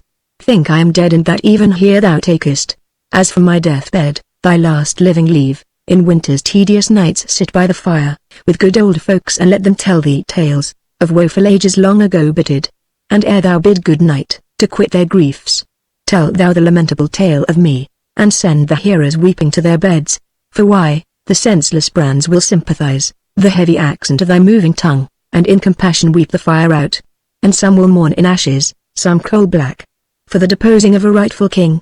Enter Northumberland and others. Northumberland, my lord, the mind of Bolingbroke is changed, you must to Pomfret, not unto the Tower, and, madame, there is order ta'en for you, with all swift speed you must away to France. King Richard II, Northumberland, thou ladder wherewithal, the mounting Bolingbroke ascends my throne. The time shall not be many hours of age, more than it is ere foul sin gathering head, shalt break into corruption. Thou shalt think, though he divide the realm and give thee half, it is too little, helping him to all, and he shall think that thou, which knowest the way, to plant unrightful kings, wilt know again, being ne'er so little urged, another way, to pluck him headlong from the usurped throne. The love of wicked men converts to fear, that fear to hate, and hate turns one or both, to worthy danger and deserved death. Northumberland, my guilt be on my head, and there an end. Take leave and part, for you must part forthwith. King Richard II, doubly divorced. Bad men, you violate a twofold marriage, twixt my crown and me, and then betwixt me and my married wife. Let me unkiss the oath twixt thee and me, and yet not so, for with a kiss was made. Part us, Northumberland, I toward the north, where shivering cold and sickness pines the clime. My wife to France, from whence, set forth in pomp, she came adorned hither like sweet May, sent back like Halomas or shortst of day. Queen, and must we be divided? Must we part? King Richard II, hand from hand, my love, and heart from heart. Queen, banish us both and send the king with me. Northumberland, that were some love but little policy. Queen, then whither he goes, thither let me go. King Richard II, so two, together weeping, make one woe. Weep thou for me in France, I for thee here. Better far off than near, be near than near. Go, count thy way with sighs, I mine with groans. Queen, so longest way shall have the longest moans. King Richard II, twice for one step I'll groan, the way being short, and peace the way out with a heavy heart. Come, come, in wooing sorrow let's be brief, since, wedding it, there is such length in grief. One kiss shall stop our mouths, and dumbly part. Thus give I mine, and thus take I thy heart. Queen, give me mine own again. 'Twere no good part, to take on me to keep and kill thy heart. So, now I have mine own again, begone, that I might strive to kill it with a groan. King Richard II, we make way wanton with this fond delay. Once more, adieu, the rest let sorrow say. Exeunt. Scene 2. The Duke of York's palace. Enter Duke of York and Duchess of York. Duchess of York, my lord, you told me you would tell the rest, when weeping made you break the story off, of our two cousins coming into London. Duke of York, where did I leave? Duchess of York, at that sad stop, my lord, where rude misgoverned hands from windows tops threw dust and rubbish on King Richard's head. Duke of York, then, as I said, the Duke, great bling broke, mounted upon a hot and fiery steed, which his aspiring rider seemed to know, with slow but stately pace kept on his course, whilst all tongues cried God save thee. Bling broke, you would have thought the very windows spake, so many greedy looks of young and old, through casements darted their desiring eyes, upon his visage, and that all the walls, with painted imagery had said at once, Jessie preserve thee. Welcome, Bling broke, whilst he, from the one side to the other turning, bareheaded, lower than his proud steed's neck, bespake them thus, I thank you, countryman. And thus still doing, thus he passed along. Duchess of York, alack, poor Richard. Where rode he the whilst? Duke of York, as in a theatre, the eyes of men, after a well-graced actor leaves the stage, are idly bent on him that enters next, thinking his prattle to be tedious. Even so, or with much more contempt, men's eyes did scowl on gentle Richard. No man cried God save him, no joyful tongue gave him his welcome home.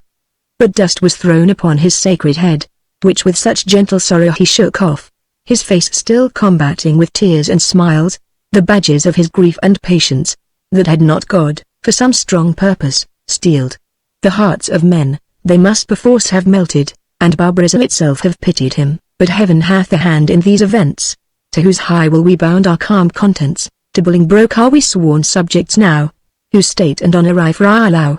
Duchess of York, here comes my son Ormerle. Duke of York, Ormerle it was, but that is lost for being Richard's friend. And, madame, you must call him Rutland now.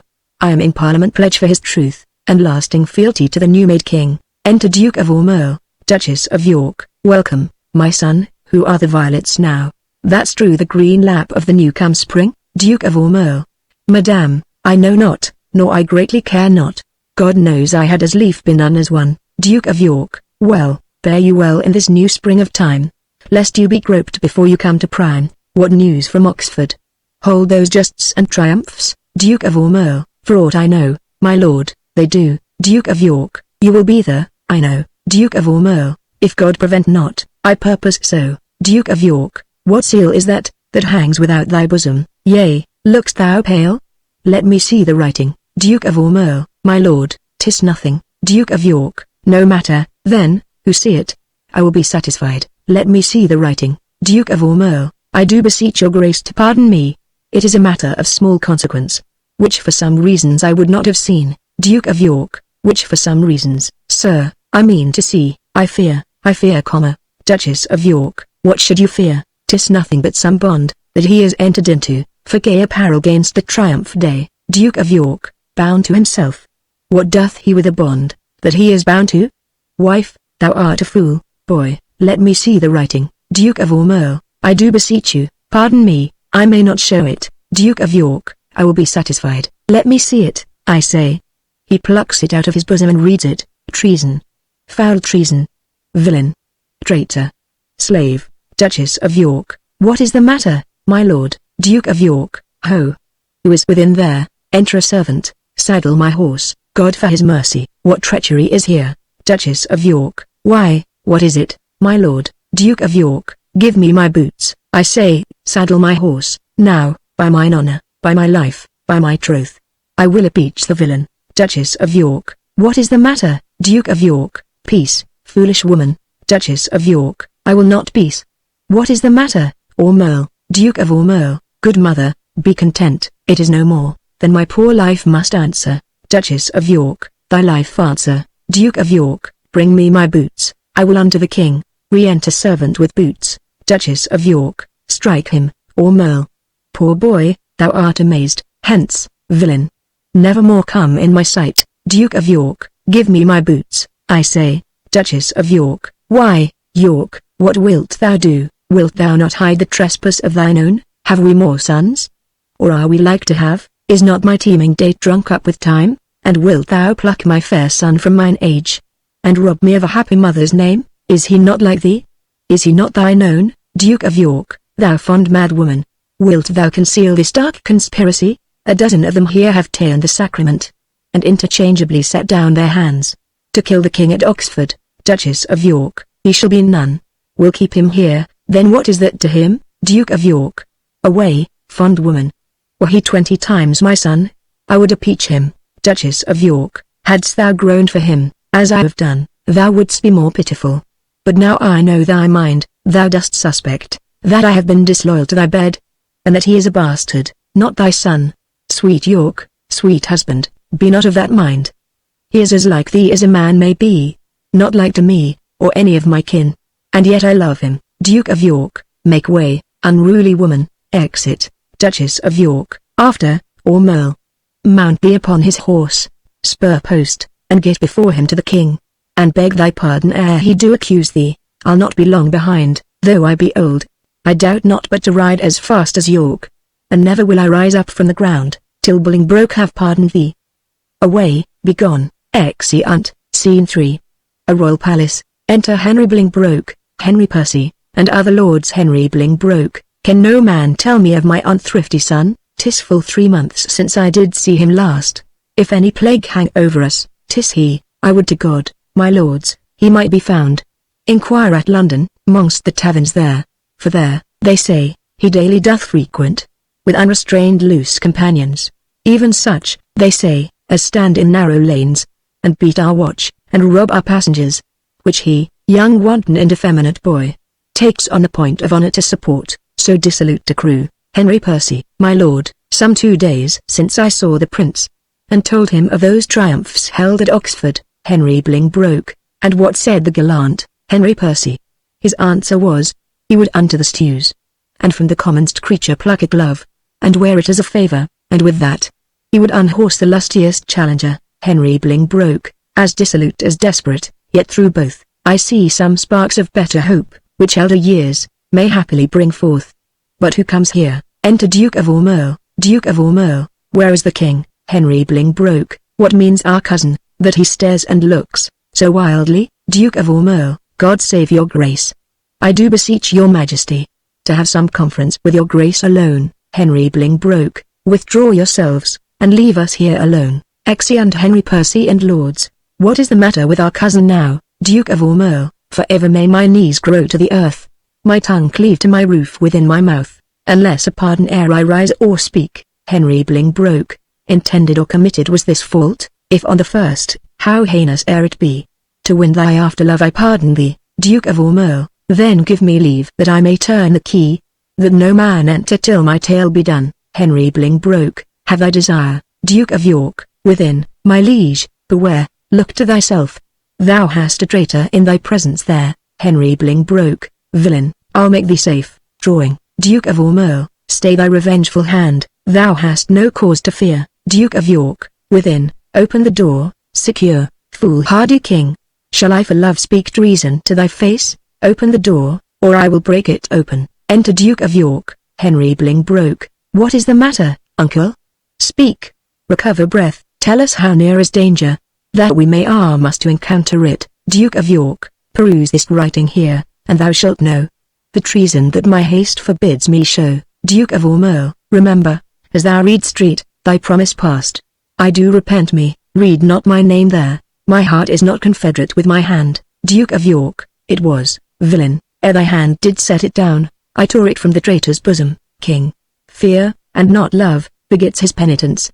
forget to pity him, lest thy pity prove a serpent that will sting thee to the heart. Henry Bolingbroke, O heinous, strong and bold conspiracy, O loyal father of a treacherous son, thou sheer, immaculate and silver fountain, from when this stream through muddy passages hath held his current and defiled himself, thy overflow of good converts to bad, and thy abundant goodness shall excuse this deadly blot in thy digressing son, Duke of York. So shall my virtue be his vice's board, and he shall spend mine honour with his shame, as thriftless sons their scraping father's gold. Mine honour lives when his dishonour dies, or my shamed life in his dishonour lies.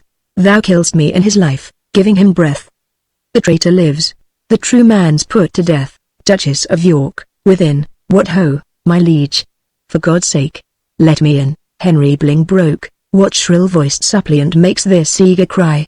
Duchess of York, a woman, and thy aunt, great king, 'tis I. Speak with me, pity me, open the door. A beggar begs that never begged before. Henry Bolingbroke, our scene is altered from a serious thing, and now changed to the beggar and the king. My dangerous cousin, let your mother in. I know she has come to pray for your foul sin. Duke of York, if thou do pardon, whosoever pray, more sins for this forgiveness prosper may. This fasted joint cut off, the rest sound. This let alone will all the rest confound. Enter Duchess of York. Duchess of York, O king, believe not this hard-hearted man, love loving not itself none other can. Duke of York, thou frantic woman, what dost thou make here? Shall thy old dugs once more a traitor rear? Duchess of York, sweet York, be patient. Hear me, gentle liege, kneels. Henry Bolingbroke, rise up, good aunt. Duchess of York, not yet, I thee beseech. For ever will I walk upon my knees, and never see day that the happy sees, till thou give joy, until thou bid me joy. By pardoning Rutland, my transgressing boy. Duke of Ormond, unto my mother's prayers I bend my knee. Duke of York, against them both my true joints bended be. Ill mayst thou thrive, if thou grant any grace. Duchess of York, pleads he in earnest? Look upon his face, his eyes do drop no tears, his prayers are in jest, his words come from his mouth, ours from our breast. He prays but faintly and would be denied, we pray with heart and soul and all beside. His weary joints would gladly rise, I know. Our knees shall kneel till to the ground they grow. His prayers are full of false hypocrisy, ours of true zeal and deep integrity. Our prayers do outpray his, then let them have that mercy which true prayer ought to have. Henry Bolingbroke, good aunt, stand up. Duchess of York, nay, do not say, stand up. Say, pardon first, and afterwards stand up, and if I were thy nurse, thy tongue to teach, pardon should be the first word of thy speech. I never longed to hear a word till now. Say pardon, king, let pity teach thee how. The word is short, but not so short as sweet. No word like pardon for kings' mouths so meet. Duke of York, speak it in French, king, say, pardon-moi. Duchess of York, dost thou teach pardon to destroy? Ah, my sour husband, my hard-hearted lord. That sets the word itself against the word. Speak pardon as 'tis current in our land. The chopping French we do not understand. Thine eye begins to speak, set thy tongue there, or in thy piteous heart plant thine ear, that hearing how our plaints and prayers do pierce, pity may move thee pardon to rehearse. Henry Bolingbroke, good aunt, stand up. Duchess of York, I do not suit to stand. Pardon is all the suit I have in hand. Henry Bolingbroke, I pardon him, as God shall pardon me. Duchess of York, O happy vantage of a kneeling knee, yet am I sick for fear. Speak it again. Twice saying pardon doth not pardon wane, but makes one pardon strong. Henry Bolingbroke, with all my heart, I pardon him. Duchess of York, a god on earth thou art. Henry Bolingbroke, but for our trusty brother-in-law and the abbot, with all the rest of that consorted crew, destruction straight shall dog them at the heels. Good uncle, help to order several powers, to Oxford, or where'er these traitors are. They shall not live within this world, I swear, but I will have them, if I once know where. Uncle, farewell, and, cousin too, adieu. Your mother well hath prayed, and prove you true. Duchess of York, come, my old son, I pray God make thee new. Exeunt. Scene 4. The same. Enter Exton and servant Exton. Didst thou not mark the king, what words he spake? Have I no friend will rid me of this living fear? Was it not so? Servant. These were his very words. Exton, have I no friend? Quoth he. He spake it twice, and urged it twice together. Did he not? Servant. He did, Exton, and speaking it, he wistfully looked on me. And who should say, I would thou wert the man, that would divorce this terror from my heart. Meaning the king at Pomfret. Come, let's go. I am the king's friend, and will rid his foe. Exeunt. Scene V. Pomfret Castle. Enter King Richard. King Richard II. I have been studying how I may compare this prison where I live unto the world. And for because the world is populous, and here is not a creature but myself, I cannot do it, yet I'll hammer it out. My brain I'll prove the female to my soul the father, and these two beget a generation of still breeding thoughts. And these same thoughts people this little world, in humours like the people of this world, for no thought is contented. The better sort, as thoughts of things divine, are intermixed with scruples and do set the word itself against the word. As thus, come, little ones, and then again. It is as hard to come as for a camel to thread the postern of a small needle's eye. Thoughts tending to ambition, they do plot unlikely wonders, how these vain weak nails may tear a passage through the flinty ribs of this hard world, my ragged prison walls. And, for they cannot die in their own pride, thoughts tending to content flatter themselves that they are not the first of fortune's slaves, nor shall not be the last, like silly beggars, who sitting in the stocks refuge their shame, that may have and others must sit there. And in this thought they find a kind of ease, bearing their own misfortunes on the back of such as have before endured the like. Thus play I in one person many people, and none contented. Sometimes am I king, then treasons make me wish myself a beggar, and so I am. Then crushing penury persuades me I was better when a king, then am I kinged again, and by, think that I am unking by being broke, and straight am nothing, but waiter I be. Nor I nor any man that but man is, with nothing shall be pleased, till he be eased, with being nothing. Music do I hear, music, ha, ha. Keep time, how sour sweet music is, when time is broke and no proportion kept, so is it in the music of men's lives, and here have I the daintiness of ear, to check time broke in a disordered string. But for the concord of my state and time, had not an ear to hear my true time broke, I wasted time, and now doth time waste me. For now hath time made me his numbering clock. My thoughts are minutes, and with sighs they jar, their watches on unto mine eyes, the outward watch, whereto my finger, like a dial's point, is pointing still, in cleansing them from tears. Now sir, the sound that tells what hour it is, a clamorous groans, which strike upon my heart, which is the bell. So sighs and tears and groans show minutes, times, and hours, but my time runs posting on in Bolingbroke's proud joy, while I stand fooling here. His Jack-o' the clock, this music mads me, let it sound no more. For though it have holp madmen to their wits, in me it seems it will make wise men mad, yet blessing on his heart that gives it me, for 'tis a sign of love, and love to Richard is a strange brooch in this all-hating world. Enter a groom of the stable. Groom, hail, Royal Prince, King Richard II, thanks, noble peer. The cheapest of us is 10 groats too dear. What art thou? And how comest thou hither? Where no man never comes but that sad dog, that brings me food to make misfortune live. Groom, I was a poor groom of thy stable, King, when thou wert king, who, travelling towards York, with much ado at length have got leave, to look upon my sometimes royal master's face. Oh, how it yearned my heart when I beheld, in London streets, that coronation day, when Bolingbroke rode on Roan Barbary, that horse that thou so often hast bestrid, that horse that I so carefully have dressed, King Richard II, rode he on Barbary? Tell me, gentle friend, how went he under him? Groom, so proudly as if he disdained the ground, King Richard II, so proud that Bolingbroke was on his back, that jade hath eat bread from my royal hand. This hand hath made him proud with clapping him. Would he not stumble? Would he not fall down? Since pride must have a fall, and break the neck of that proud man that did usurp his back. Forgiveness, horse. Why do I rail on thee? Since thou, created to be awed by man, wast born to bear? I was not made a horse, and yet I bear a burthen like an ass.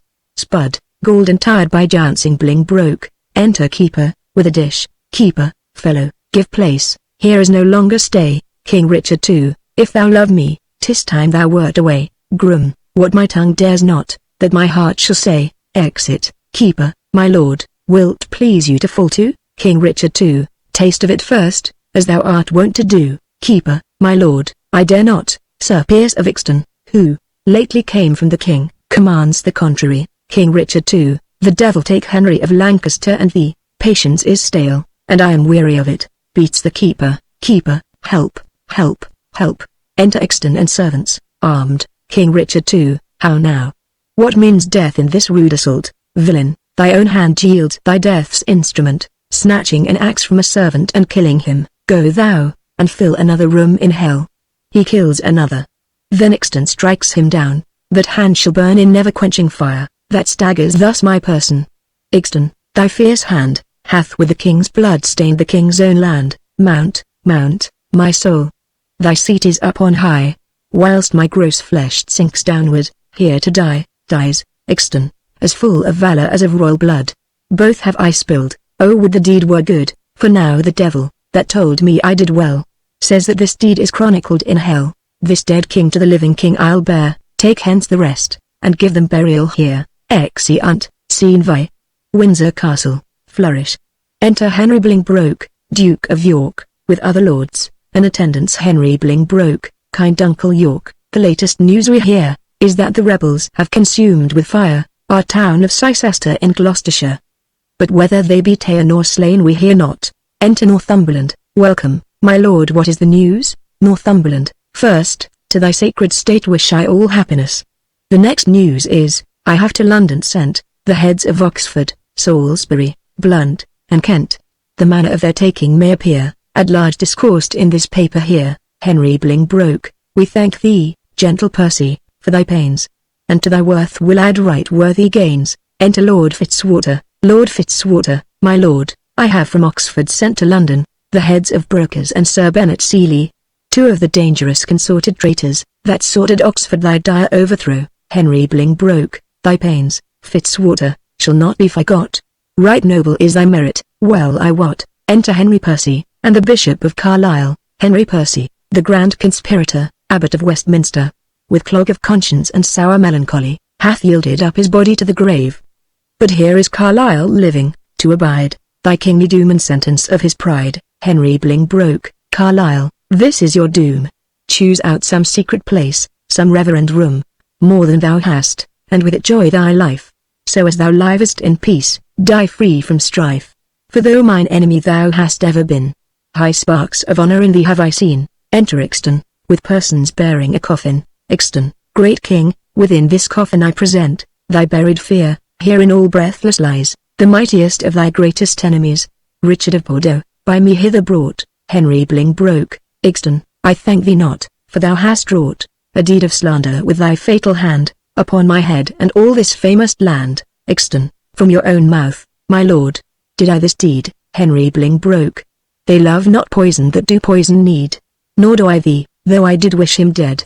I hate the murderer, love him murdered. The guilt of conscience take thou for thy labour, but neither my good word nor princely favour. With Cain go wander through shades of night, and never show thy head by day nor light. Lords, I protest, my soul is full of woe, that blood should sprinkle me to make me grow. Come, mourn with me for that I do lament, and put on sullen black incontinent. I'll make a voyage to the Holy Land, to wash this blood off from my guilty hand. March sadly after, grace my mournings here, in weeping after this untimely bier. Exeunt.